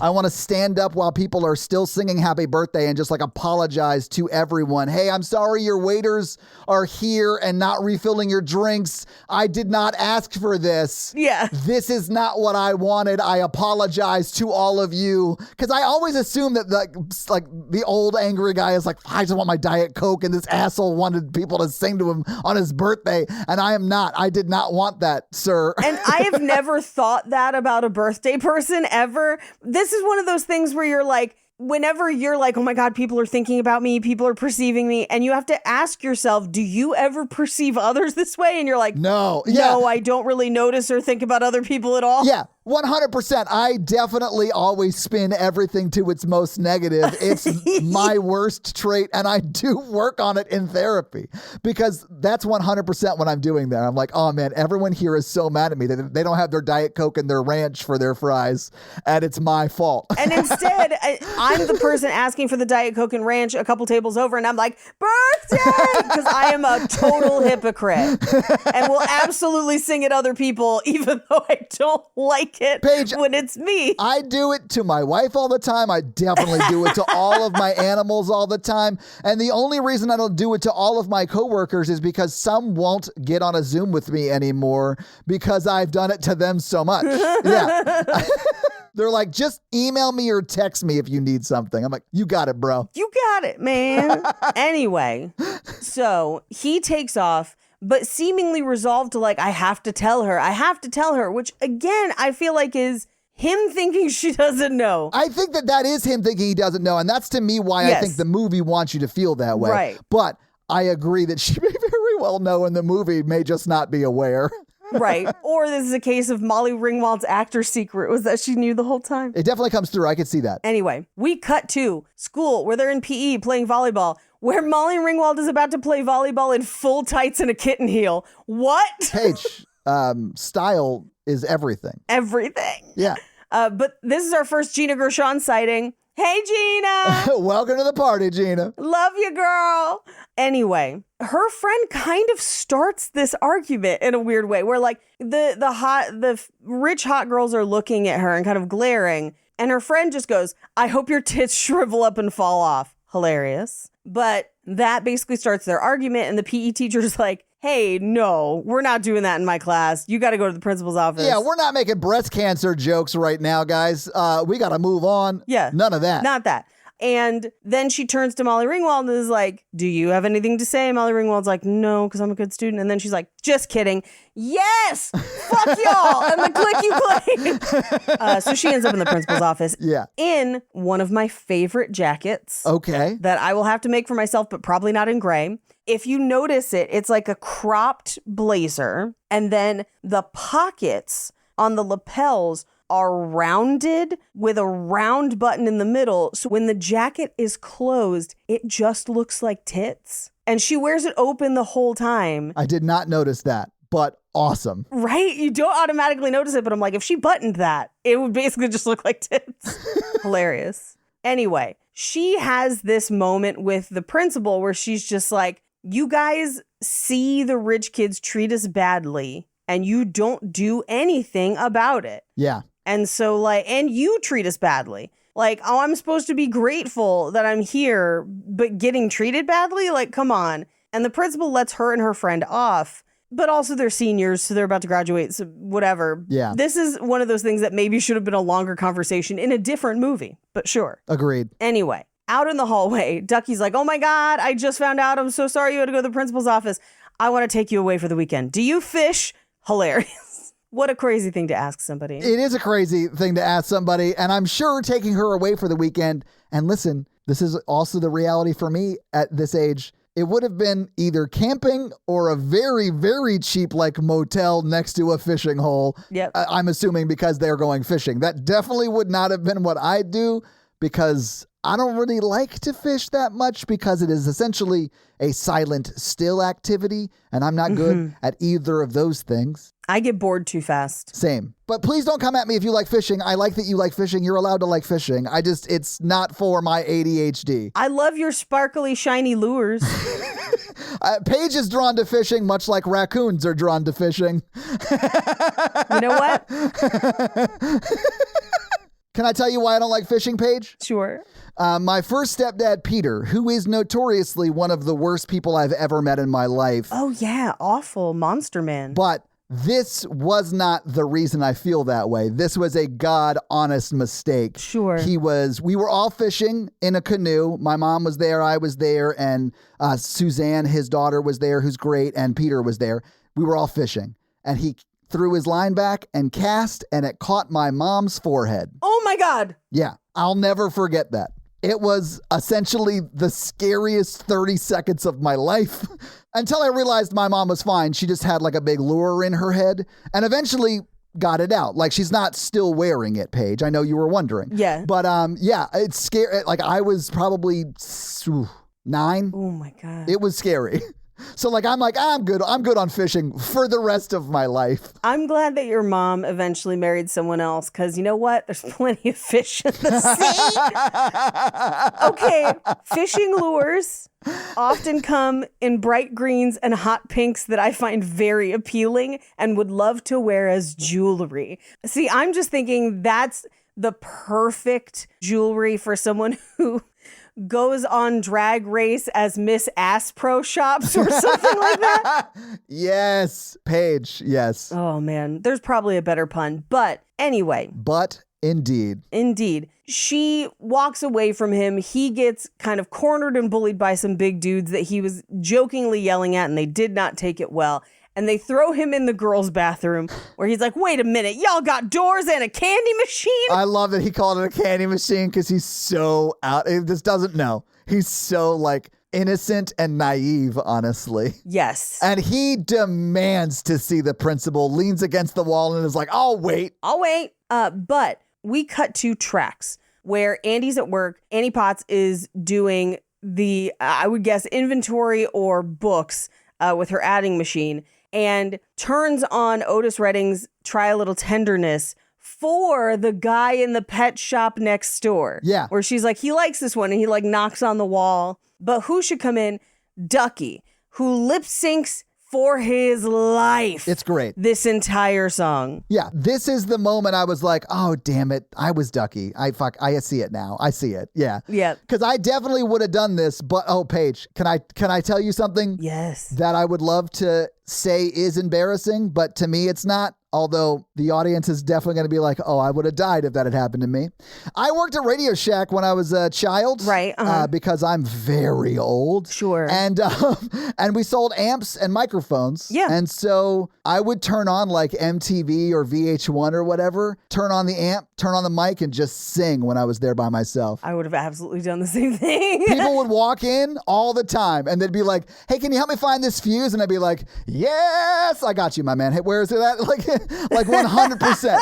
It got to the point where the Applebee's next door had to ask me to stop. Oh, that's great. To me, it was really funny because it was me like performatively being a rock star and then immediately being put in my place as a common retail worker. And it always made me laugh. Anyway, we've all been Ducky every now and then. If you're cool, you have lip synced performatively for a friend. Like, that's just like a fun, silly thing to do. Absolutely. Anyway, Ducky does his performance, but she's waiting for Blaine to pick her up. And he's late to the point where she thinks she got stood up. And Ducky's like, I'm right here. Like, let's go out. And she's like, no, but then he makes it. He showed up. Yeah. And Ducky is immediately devastated. Yeah. And while I, as an adult, understand that it is not fair for him to be mad at her, because sometimes people will not return your affections, and that is normal and that is okay. He's being confronted with it in that moment in his face, and I understand him being sad. Yes. I think where he crosses the line is when he actually starts to say and do things that are hurtful on purpose. Yes. Like, I do think that the emotion of, oh, fuck, she doesn't like me like that at all, and I have invested so much. I understand being disappointed in that. I also, like, if he hasn't told her, that's as much on him as it is on her, if not more so, because he has not had an honest conversation with her about his feelings, and she has not been able to communicate how she feels about him in any real way. And I say that because it could be that she likes him, did not realize he was an option, so she sought other options. Sure. I don't think that's what it is, but that happened to me when I was in high school. Sure. And I had a conversation later in life. And like we didn't get together then either, but like it was like, oh, I totally liked you. I totally would have dated you. Sure. And I just thought she saw me as a friend, even though I totally would have dated her and stuff, you know? Right. So like, I feel like that happens. I don't think that's what would have happened in this situation, but yes. That's not what's happening here. I do think it happens. That's definitely happened in my life. But you got to be honest. You got to communicate your feelings. Yes. Especially if they're your friends, because it's going to ruin the relationship if you're not honest. And you have to be honest with yourself if you can be a friend to this person that you want to be more with. Right. And if you can't, don't be an asshole to that person because you lack that ability. Right. And that's what's happening here. Yes. Now, I do think his monologue is very interesting, and hurtful though it is. Yeah. I think does a very good job of encapsulating that feeling of like, I like you. I would treat you well. I see him treating you badly. That makes me upset. But also where he's like, him and all of his friends shit on everybody, including you. And so I don't like that this is where you're going with it. That's a conversation that I think could have been had calmly and professionally and at another time that may have been better received. Who knows? Yeah. But she is very much like, they're not shitting on me. No one's shitting on me. And then somewhere in the world, John McAfee is unlocking a new kink, allegedly. Yeah, exactly. But the part that I think gets really troubling is he's like, I'm not concerned if you like me because I like you and I would love you forever, which is basically this idea of like, I'm not taking your feelings in this into consideration because my feelings are important. Don't call me and I won't be there. And here's what's missing, because her response is basically just like, what you're saying is really hurtful and this is not okay. That's really all she says. Yeah. But what we either needed was, I didn't know and I did not intend to hurt you. I'm sorry if you are hurt in this moment, but I'm still going to go on this date. Or we can talk about it more at another date, whatever. Yeah. Or I knew, but you also know that I don't feel that way about you. I have never reciprocated. Right. We do not see her reciprocate, right? No, and she never even like, if she thinks he's pretending and like being flirtatious as a bit, she never returns the bit. She never yes-ands the bit back, you know? That's why I think she knows. Yeah, I mean, you're not wrong. She definitely does act like she knows. I do agree with your assessment, though, that, again, if this is written from Ducky's point of view, maybe the movie doesn't know. Yeah. I think maybe two things are true of she is playing it as if she knows, and the movie is playing it as if she doesn't. Yeah. But he leaves, storms out, very upset. She goes on the date, and one of the first things Blaine says to her is, do you want to go home and change? And she says, I already did. Yeah, she changed at work, which I think is a way of showing that she is a lower social class than him. Mm-hmm. But man, I honestly felt bad for him in that moment because he could have just been like, hey, you've been working all day. Do you want to go by your place and like freshen up or something? Or we can just go, I don't care. Yeah. But like, he also could have been like, oh, is that what you're wearing? Like, I don't know his true intention. Yeah. But I've definitely said dumb shit not meaning it, and then realized, oh, fuck, I messed up. I did not realize it, but I messed up. Yeah. Yep. And we do get a shot of Ducky alone, but this is where we find out that he's going to take her to a party at his friend's house, which, by the way, first date, house party, no. Terrible first date. Yeah. Terrible first date idea. And it goes terrible, and he acknowledges that. Like, I do think it shows that, like, oh, man, this was a bad idea, and I realized that, my bad. Can we,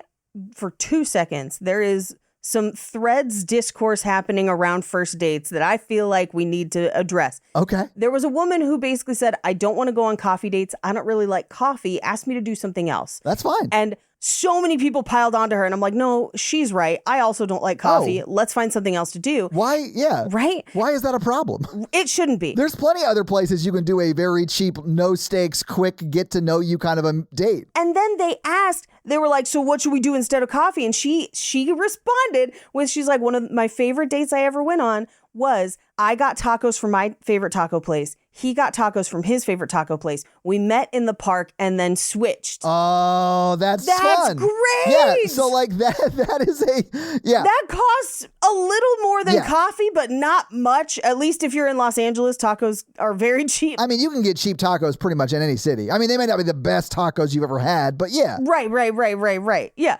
But I was like, that's perfect. And that's the two of you being like, here's something I like. I'd like to share it with you. Now we have things to talk about. But it's also low stakes. You each came separately. You can leave whenever you want. It's just a park. You're not like stuck trying to drink a coffee you don't like because all they wanted to do was coffee.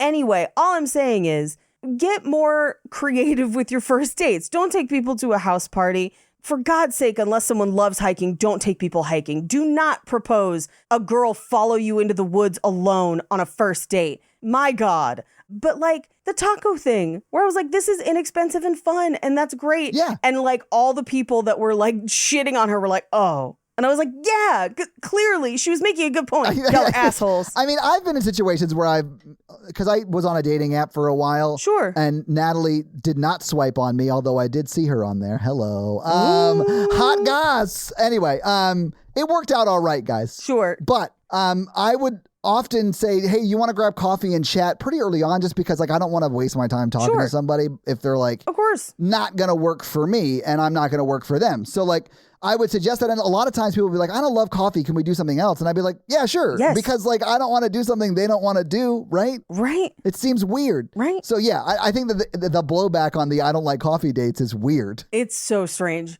People get bent out of shape about the weirdest stuff. And yes, have I been up most of the night seeing if our president is dead? Also, yes. But like, you know, there's a lot of weird stuff going on Threads these days. Paige, I have been daydreaming about a weekend at Bernie's situation going on at the White House. And honestly, even before Trump was in office, because Biden was also very old. Okay, but that'd be a hilarious movie. I know. Right? This is what I'm thinking. Like, if you're going to do another weekend at Bernie's, that's what it should be. Paige, this is why I'm so mad at the DNC for railroading Bernie Sanders. Because I don't know how he would have been as a president. You can make your own determinations, but we definitely could have got a weekend at Bernie's.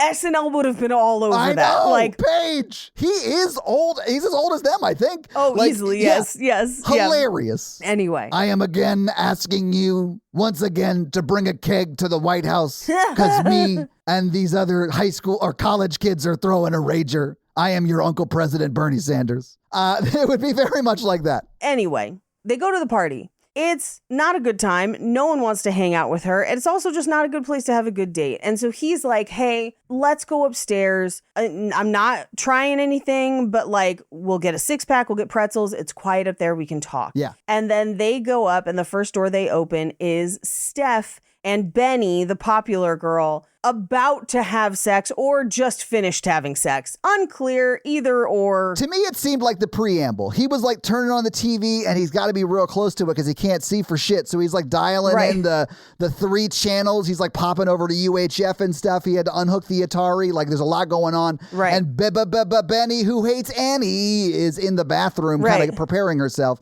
And then when she gets out, that's when like, I guess he's already on the bed because he stumbles over to it. Right. And they sit down on the couch. And he is like, gross. You guys are gross. Did you not know that she was poor and gross? Right. And now you're with her? That's gross. And then Benny, who hates Annie, if you remember from my Elton John reference. Yes. That she comes out and she's like all over him, really. It's kind of like, I wouldn't be that handsy with my girlfriend in front of other people in high school or ever, really. Especially in states of undress. Yes. Because she's like in her bra and panties. I think she's just wearing his blazer, bra, and panties. Yeah. I think that's what she's wearing. And his shirt's like maybe buttoned at the very bottom, but it's not otherwise. If that. Yeah. It's real Jeff Goldblum energy. He's Goldbluming and she's like all over it. And they eventually, he's like, y'all gross, we're leaving, have fun here. And they just drunkenly wander out of the room. And at this point, Blaine is like, I guess I overestimated my friend's capacity to not be a douchebag. Yeah, you did. Let's go hang out with your friends and see how that goes. Now, I don't think this is an accurate representation of how her friends would react, but we cut to the club. We don't really see a lot of her friends outside of Ducky, though. We don't really meet her friend group. It's just Ducky. And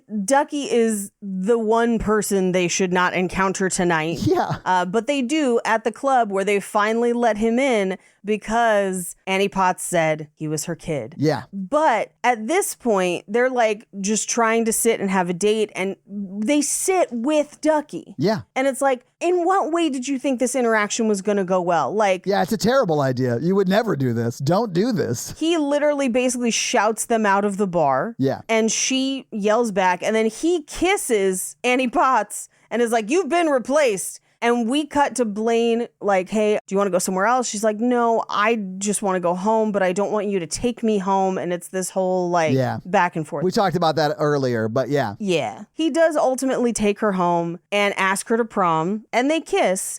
And then she comes home and talks to her dad, and she's like, I get to go to prom. I'm in love with him. And I'm like, no. I know. When she said, I'm in love with you or with him, I was like, no, please, God, no. No. But I mean, I also said stupid stuff in high school along these lines, you know? Right. Although I had been dating them more than one date that went terribly. Right. We cut to, she sits down with her dad and is telling him about it and is basically like, he's rich, I'm poor. It's kind of a thing at school. And her dad's like, well, if you really like him, who cares? Yeah. Who cares what other people think? If you both really like each other, fight for it. Meanwhile, Ducky leaves. He leaves Annie Potts there. Which, thank God, because Annie Potts apparently like thinks he's a great kisser, and that night needed to end there because he is probably 17. Yeah, and also, hey, some people, even if you don't like them, are incredible kissers. Some people are really weirdly good at it. Yeah, some people are. Mm-hmm.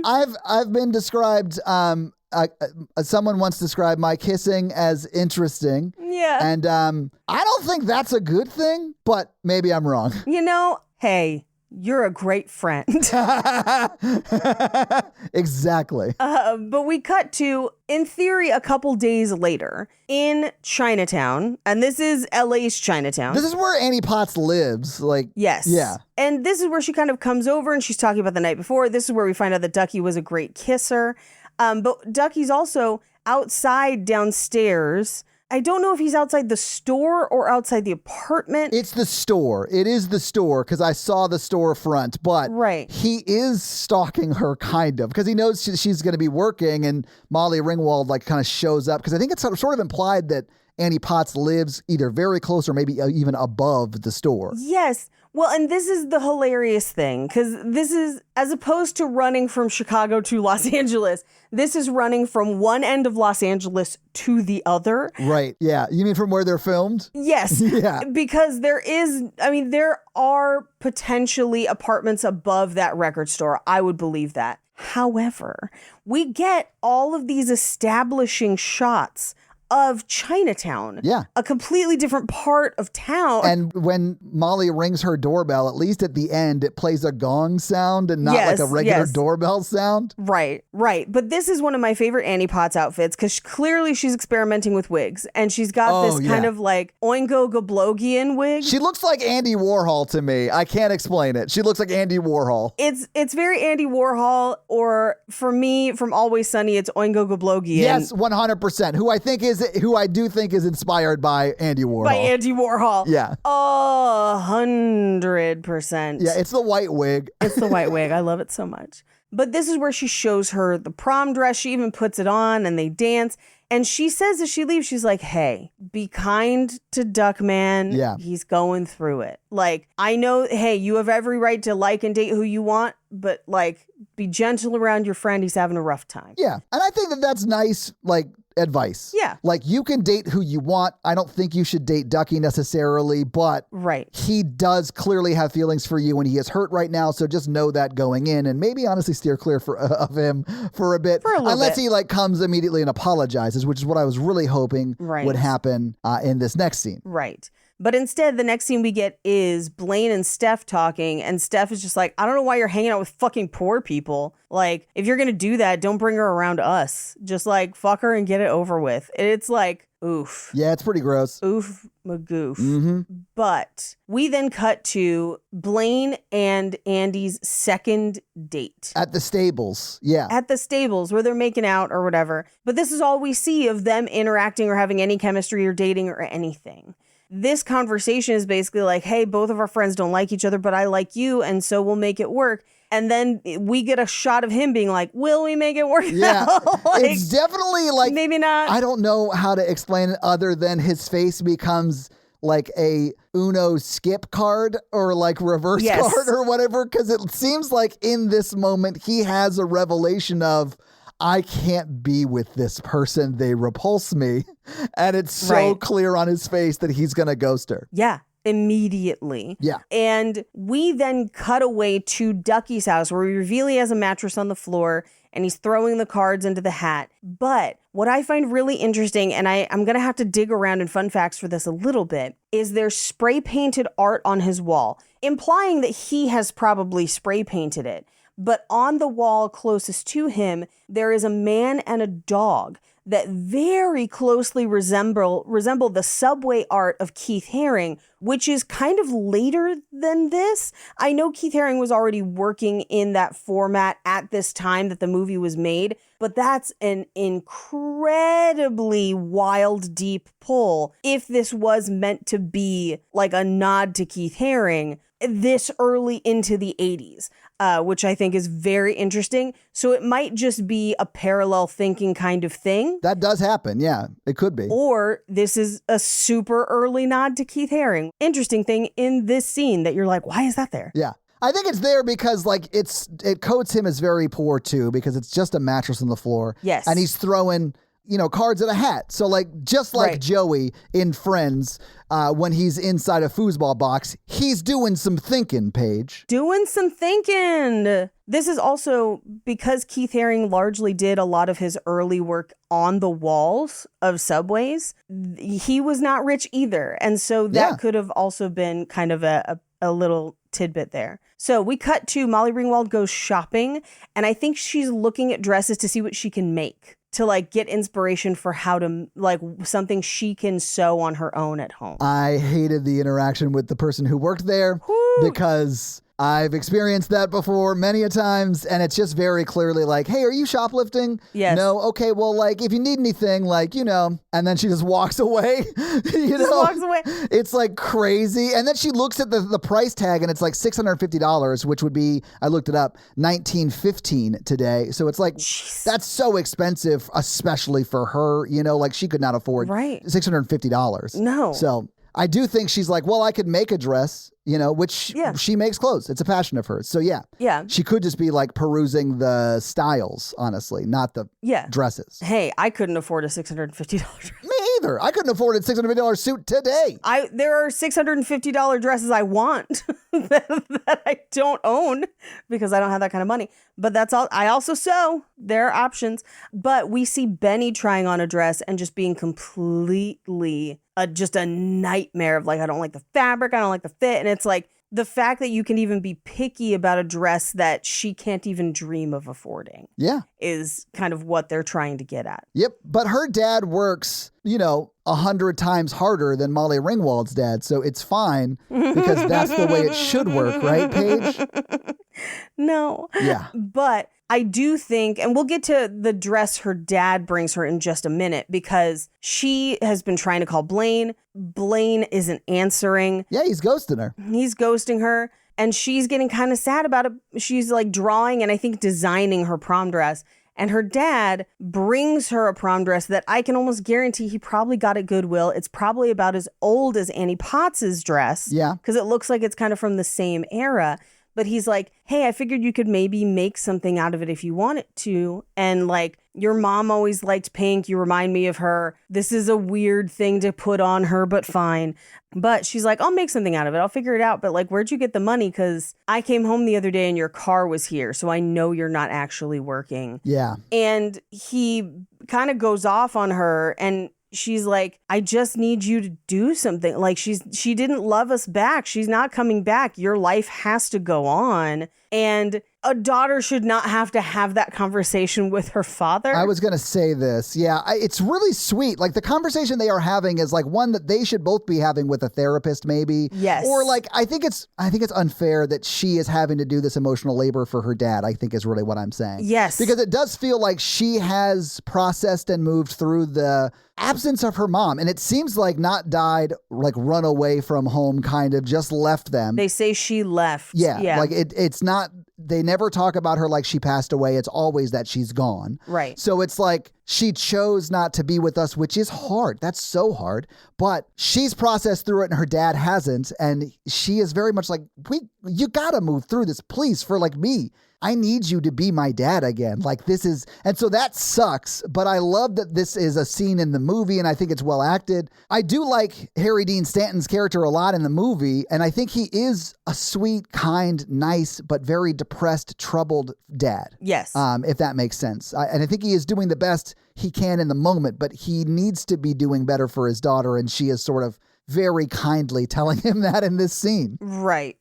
We cut to, she goes to school the next day and tries to get Blaine's attention and is like, Blaine, like, are we still going to prom? What's going on? Yeah. And he's like, I asked somebody else and forgot. He basically just ghosted her and is now dumping her for prom. Yes, but not saying it because he's a coward. Because he's a fucking coward. Yeah. And Ducky sees all of it. Yeah. And doesn't interrupt, lets it happen. Yeah. And then Steph basically talks to Blaine and is like, yeah, I told you she wasn't fucking worth anything. This is ridiculous. Ducky hears that. Yeah. And goes after Steph. Yeah. I did kind of like this moment for Ducky. Yes. Yeah. Yes, because it's not even it's how dare you talk badly about her. Even if I am not with her, even if he is not with her, yeah, she has worth and don't you fucking dare. And he like snags the prom banner on the way out. The prom, I loved that too. He was like, I'm running away, but I'm taking this with me. I also think that like the reason Steph hates her is because of the same reason he hates Ducky, and it's because they're poor. So I do also think it was like, hey, fuck you, that's my friend, Right. And also like, I'm also poor, eat a dick, man. Like that's a shitty way to view anybody, Yeah. So I do think it's like more than just he loves Molly Ringwald and wants to defend her. Yes. But I do love that it happens. I'm like, yeah, punch that kid in the face for sure. I actually, one of the few parts of the ending that I like is Blaine confronting Steph. I wish he'd apologize to Andy, but whatever. Yeah. Blaine confronting Steph, where he's like, you couldn't buy her. You can buy everything. You could not buy her. She did not care about your money. She saw that you were an asshole and didn't want anything to do with you. And that's why you hated her. I think that's the most accurate. I think so too. I think that is exactly what's going on. Yeah. But we cut to, she goes over to Annie Potts' house to get the dress. And this is where Annie Potts is like, I know I kind of look like a mom. And I'm like, you look like all the kids at the high school. You do. It's the same. I mean, she does look a little older because the actress is older than the characters playing the main cast, but she's dressed just like them. Oh, and honestly, it looks great on her. It does. Annie Potts is amazing. I was like, oh my God, white blazer, jewel tones. Yes. Yeah. Now, she takes the dress. We get a montage of Blaine being sad and Molly Ringwald making the dress and then being like, you know what? Fuck it. I choose me. I'm going to prom alone in a dress that I made because all of that is good enough and fuck anyone who said it wasn't. Yeah, 100%. So we cut to the prom. She shows up. She gets a little nervous, doesn't quite go in, but who should show up is Ducky. Yeah. And Ducky is basically like, hey, if you want to go in together, we can, but I'm here so that you have a friend here. Yeah. We can go. And she's like, all right. I love this for Ducky so much. Yes. Especially because they don't end up together. So it is just him hardcore being a friend, you know? Yes. And I bet this part of the scene was shot when he did end up with her, if that makes sense at the end. Too. And then the rewrite happens once they get into the ballroom. That way you don't have to do the establishing shot of like the hotel and stuff. But I do think it makes him such like, he has the biggest growth arc, I think, in the entire movie because he goes from like, oh, I got friend zoned, fuck everybody, I hate Molly Ringwald, to like, fuck, I just need to learn how to be Molly Ringwald's friend, and that's what really matters and is really important. And that's like a huge growth that took me way longer than like 2 weeks to come to, you know, like I was still fully Ducky until like midway through college, if not further into it. Right. I also think that Ducky looks great in this scene. Like, he dressed up, he looks good. He looks like Lestat's little brother. Yeah. And so much to say, great. He looks great. But they go into the prom, and Blaine is there alone, and he has this confrontation with Steph of like, you couldn't buy her or whatever. Now, something to look for, fun fact-wise, in this final scene is Andrew McCarthy had gone on to film something else and had shaved his head. So when they came back for reshoots, they had to put him in a wig of his own hair. Oh my God. Not made from his own hair, but a wig that looked like his own hair. Yeah. And it looks terrible the entire time. And once you know it's a wig, it's so obvious the entire time. So I didn't notice it, but that's very funny they had to do that. Yep. Now, he comes to talk to Andy, and I do love that Ducky is like, do you want to talk to him? You don't have to. Like, I'll support whatever you want to do in this moment, essentially. Yeah. Which is like, that's, as a friend, that's his job, you know? Right. Yeah. And he does say, hey, he came here alone. Yes. Yeah. And he did. And if I was Molly Ringwald, I would have, the first time I saw and was within speaking distance of Blaine, been like, oh, I guess she forgot you asked her too. Yes, 100%. But, and I love that he's like, you don't need me to apologize to you. And I'm like, yeah, I need it. Yeah. As the viewer, I need it. 100% you need to apologize. You're a fucking asshole. Yeah. You've treated her bad this whole fucking movie. You're late. You ghosted her. You didn't plan dates for her. You don't deserve her. I'm not saying she should be with Ducky, but she definitely shouldn't be with you. Agreed. Yes. But Ducky's like, hey, go get him. I'm gonna be fine. You have fun. She goes out to the parking lot and gets him. Ducky, apparently suddenly one of the hot girls at school is like, oh my gosh, in a suit? Hooray. And that's the movie. So having seen the movie, having talked about the movie, what did you think about Pretty in Pink? Ooh, I mean, I still love it. It's still enjoyable. I struggle with, I don't think she should be with either of them. There is a whole, we talked through it a bunch, and that kind of colors it for me. Now, I have actually never seen Some Kind of Wonderful, which is the flip. So eventually we will do that, and I'm excited to kind of see how that plays out. much. I'm not sure if I've seen Some Kind of Wonderful either, but I have played that song a lot at cover gigs. Some Kind of Wonderful. Yeah, it's a good song. Yeah. Yes. But I actually like this movie more than I thought I would, largely because I was afraid it would be so problematic because I know some of his other work, John Hughes being him, is problematic in that 80s way that did not age well. I'll just say it that way. Right. But this movie, although there are moments, it's not nearly as bad. It does give every guy a pass for anything they ever do, which I do. Like, that is what is so problematic about this movie to me. But I did like it more than I thought I did. I did also feel pretty represented by this movie as a Ducky. And I did love that Ducky had the friend growth that he had. So I kind of liked it. I would probably watch it again, but not today. I'll give it a bit. But Paige, do you have any fun facts for us? Yes. Well, here it is with your fun facts. Pretty and pink fun facts. Now, this movie allegedly originated because Molly Ringwald asked John Hughes to write a movie based on the Psychedelic Furs song Pretty in Pink, which does appear in the film. It does. I think it's the opening song of the film. Yes, and also the closing. I believe it plays over the credits as well. Okay. It was one of her favorite songs at the time. Now, she had a lot of say in this movie, for better or worse. I think music-wise, for better. That's why the soundtrack is awesome. But the original intent with the script was for Blaine to be basically a square-jawed jock, like much more physically different than Ducky as well. Yeah. But Molly Ringwald wasn't really attracted to that sort of guy, and she had some say in casting. So she chose Andrew McCarthy. She's like, that's the kind of guy I would fall in love with. I like that because it really then positions it as really the difference in these two communities is money. Yes. It's not that one's a jock and one's not. Right. I mean, honestly, like Blaine doesn't really seem like he's a jock or a nerd. He's just like a teenager just trying to get through high school and live his life, man. Right. Like he doesn't really have extracurriculars on the resume yet, but Ducky does seem like a nerd / like theater kid, you know? Right. When they went and reshot the ending, casting was even more worried about this because everyone had to be called back. And as I mentioned, Andrew McCarthy had already moved on to another project, and in that project had lost a substantial amount of weight and shaved his head for a play in New York City called The Boys of Winter. So he wears a wig, but he is noticeably more gaunt in the reshot scenes. He's been real sad since their encounter in the hallway, and he's just been not eating, and he's been having a hard time. Yes. This was filmed at the same high school in Los Angeles where Grease was filmed. Nice. Okay. According to John Cryer, he did not have a great time on this movie. Really? Yes. That's a bummer. It's a bummer. He did so many takes of his lip sync dance scene that he tore through his shoes because they had bought both pairs of shoes that he wears because they have matching shoes. They bought them from a vintage store and they were both too small.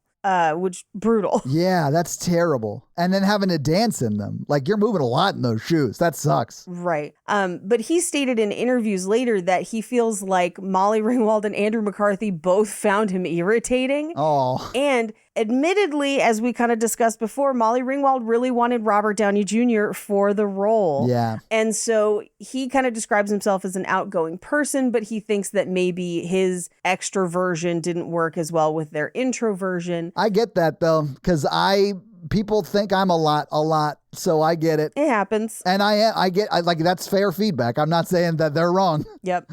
When he gets thrown into the girls' bathroom, he calls the tampon machine a candy machine. That line was ad-libbed by John Cryer. I love that. Although I've actually heard that John Cryer is good at ad-libbing stuff and that he does it a lot in movies or is encouraged to do it a lot in movies and TV. But I don't know if he grew up in like a UCB or like a Improv Olympic or Second City or anything. He might have, I don't know. But I've heard that he is good at that. He might have. So as we mentioned, Simon is played by Dweezil Zappa. He is only in that one scene, but also there is a sign inside the music store that says Dweezil is the pick of the week. Part of the reason he was included is because he was Molly Ringwald's boyfriend at the time. Oh, okay. Nice. Yeah. I mean, that's Frank's kid. Like, I get it. Like, his dad. Yeah. I mean, I get it. Another ad lib by John Cryer. His name is Blaine. That's a major appliance. That's not a name. That was ad-libbed as well. Oh, is that why it doesn't make any sense at all? Yes. James Spader was originally offered the role of Blaine, and he turned it down because he wanted to play Steph. What? He says that he says that he prefers playing villains sometimes, and so he came back and auditioned fully method as Steph. He smoked a cigarette in the room, crushed it on his way out. They almost didn't cast him until they realized that he was perfect for it. And after he got the part, John Cryer complimented him on his previous work. And James Spader allegedly said, quote, "I figure I got a lock on this whole teenage asshole thing." I mean, Paige, he did. The more I learn about James Spader, the more I'm like, all right, buddy. Honestly, okay. same. Based on what you just said, I think I would enjoy having a conversation with James Spader because he seems like very self-aware and knows what he's getting paid to do and just wants to get paid to do it. Yep. Yeah. Originally, Ducky's dance was supposed to be State of Shock by Mick Jagger and Michael Jackson, but they could not get the rights and changed it to Try a Little Tenderness, which I think fits so much better. Better, yeah. And allegedly, John Cryer suggested both songs. Oh, okay. During a 2010 interview, Molly Ringwald was asked if her character, Andy, was just a little bit attracted to Steph. And Ringwald said that Andy wasn't, but she sure was. I mean, I see what James Spader looks like in this movie. Like, I get it. Absolutely. Molly Ringwald also hated the prom dress. Hated it, thought it looked awful. It does. Controversial statement. Say it. I think if you shorten that dress to a mini, it's incredible. I agree. 100%. Yes, I agree. I think it's man, I don't know anything about clothes. Look at any picture of me. But it also isn't like, it doesn't hug to her body at all. And it is just a like tube down her body. Yeah, you could put some darts in it. Yeah, like whatever. But like you could have done her some more favors is all I'm saying. Absolutely. Let's go back to her picking bands. So the Rave Ups are the band playing in the second club scene. She was a fan of their music, and her sister had a child with one of the band members. Now, in a Tarantino universe-esque moment in 16 Candles, Sam, her character Sam, has the Rave Ups scrawled on a notebook that she carries through the corridor to study hall. It's very prominently displayed. You can see it on camera. Nice. So Anthony Michael Hall, who had played Farmer Ted in 16 Candles. Sure. I don't know. Yeah. I could look it up though. Hang on. I forget his character's name. I think it's Farmer Ted. He turned down the role of Ducky because he felt like it was typecasting and that it would basically just be the same character as 16 Candles. I agree, honestly. I could see that. Yeah, that's like, I mean, pretty smart for someone who just like needs the work. You know what I'm saying? Like if I was an actor, I'm not sure I could walk away from that role, but I would understand why you would want to, and good for him for being able to, you know? Yeah. If You Leave was not the original song that OMD had composed for this movie. They had originally composed a song called Goddess of Love, but it didn't fit when the ending was changed. However, including If You Leave in the end of this movie propelled that song to mega fame. Like, I was going to say, everyone knows that song. Not everyone, but it's a popular song. Yeah. Yes. James Spader's shirt is unbuttoned every time he appears on screen. Yep. And I'll leave you on this fun one. Twofold. First of all, Tracy Ullman was originally considered for Annie Potts' role. Okay. But her American accent wasn't good enough, is what they basically said. Yeah. But Annie Potts, fresh off of Ghostbusters, Yeah. ad-libbed the line, "Trax, what do you want?" Because it's literally Ghostbusters, what do you want? And just switched the store names. That's awesome. And those are your fun facts. Well, thank you for those fun facts, Paige. Let's talk a little bit about box office. So what do you think the production budget was for Pretty in Pink in 1986? This probably cost about $6 million. Yeah, so it was $9 million, but you're close. All You're very right, close. Yeah. close. If you adjust for inflation, that's roughly $26.5 million today. Now, this movie came out on February 28th, 1986.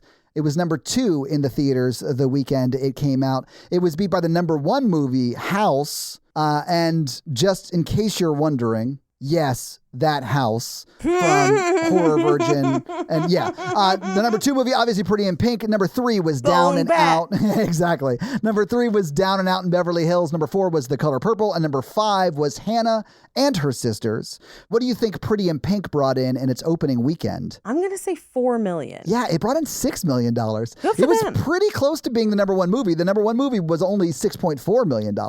So it was close. And in its second week, which was the week of March 7th, it was the number 1 movie, although it did bring in less money. I just don't think any new movies came out that weekend, but Pretty in Pink usurped the top spot from House. It brought in almost $5 million that weekend, and House only brought in 3.6. So it did make less money, Pretty in Pink being the it in that sentence. It did make less money, but not as much less as House. Yeah. So in the drop-offs, it stayed on top. Anyway, it was in theaters for a total of 20 weeks because the 80s be like that. But it was only in the top 10, and I say it like that because it's funny to me. It was only in the top 10 for its first 10 weeks, which is a long time to be in the top 10. I mean, Paige, it was in the top 5 for its first 5 weeks as well. So it did pretty well in the theaters. But Paige, what do you think it made in its total 20-week run? Because things ran for so many more weeks, I'm going to say this probably makes $40 million. Yeah, no, Paige, exactly $40.4 million. Well done. Yeah. Now, if you adjust for inflation, that $40.4 million becomes roughly $119 million today. It did get a little theatrical release. It was like it was a very small opening in Australia, I believe, but it only brought in $4,000. But total worldwide, it was $40.4 million. Anyway, that's your box office. So, Paige, do you want to hit us with that romance scale? Sure. Our romance scale is a scale of 1 to 4 of how romantic we found the movie today. Todd. Yeah, I'm going to give it a 1 because I don't really find it super romantic for either of them. Like, I don't want her to be with either person. I do think that Blaine is maybe not a bad kisser, but like, he's an interesting kisser. You know what I'm saying? But I do love the journey that like Ducky goes on, but it's a 1 for me. Yeah, I think she and Ducky should go to separate colleges and then meet up in 4 years. That's why I said after the first divorce. Yeah. I agree 100%. Yeah, it's a 1 for me as well. And 0 on the roar scale. Yeah, for sure. There's no roaring about. But Paige, this week you made us watch Pretty in Pink. What are you going to make us watch next week? We have not done this, and it is both the first movie for a lot of people who are famous now, and B, makes fun of a lot of teen movie tropes. It's perfect for a month of teen movies. We are doing Not Another Teen Movie. Wow, that's perfect. Yeah, so your homework for next week is to watch Not Another Teen Movie and then report back for that Not Another podcast episode. Do you have any reviews for us, Todd? Yeah, so this week I'm going to read one of our many comments that we got off of our most recent Your Monster episode. And someone, I'll say Darian Barbarian, and I only say that because I'm sure that's not his real last name, but it rhymed and I had to say it. They say, wait, Todd, is Scream 2022 the movie you secretly didn't watch ahead of recording the episode? I know it's Horror Virgin, but I had to ask, and it's not that one. It's not that one. If someone guesses that, I will. I don't think people are ever going to guess it. I know. And I've been in that thread. No one's even close. No one is even scratching at the surface of what it might be.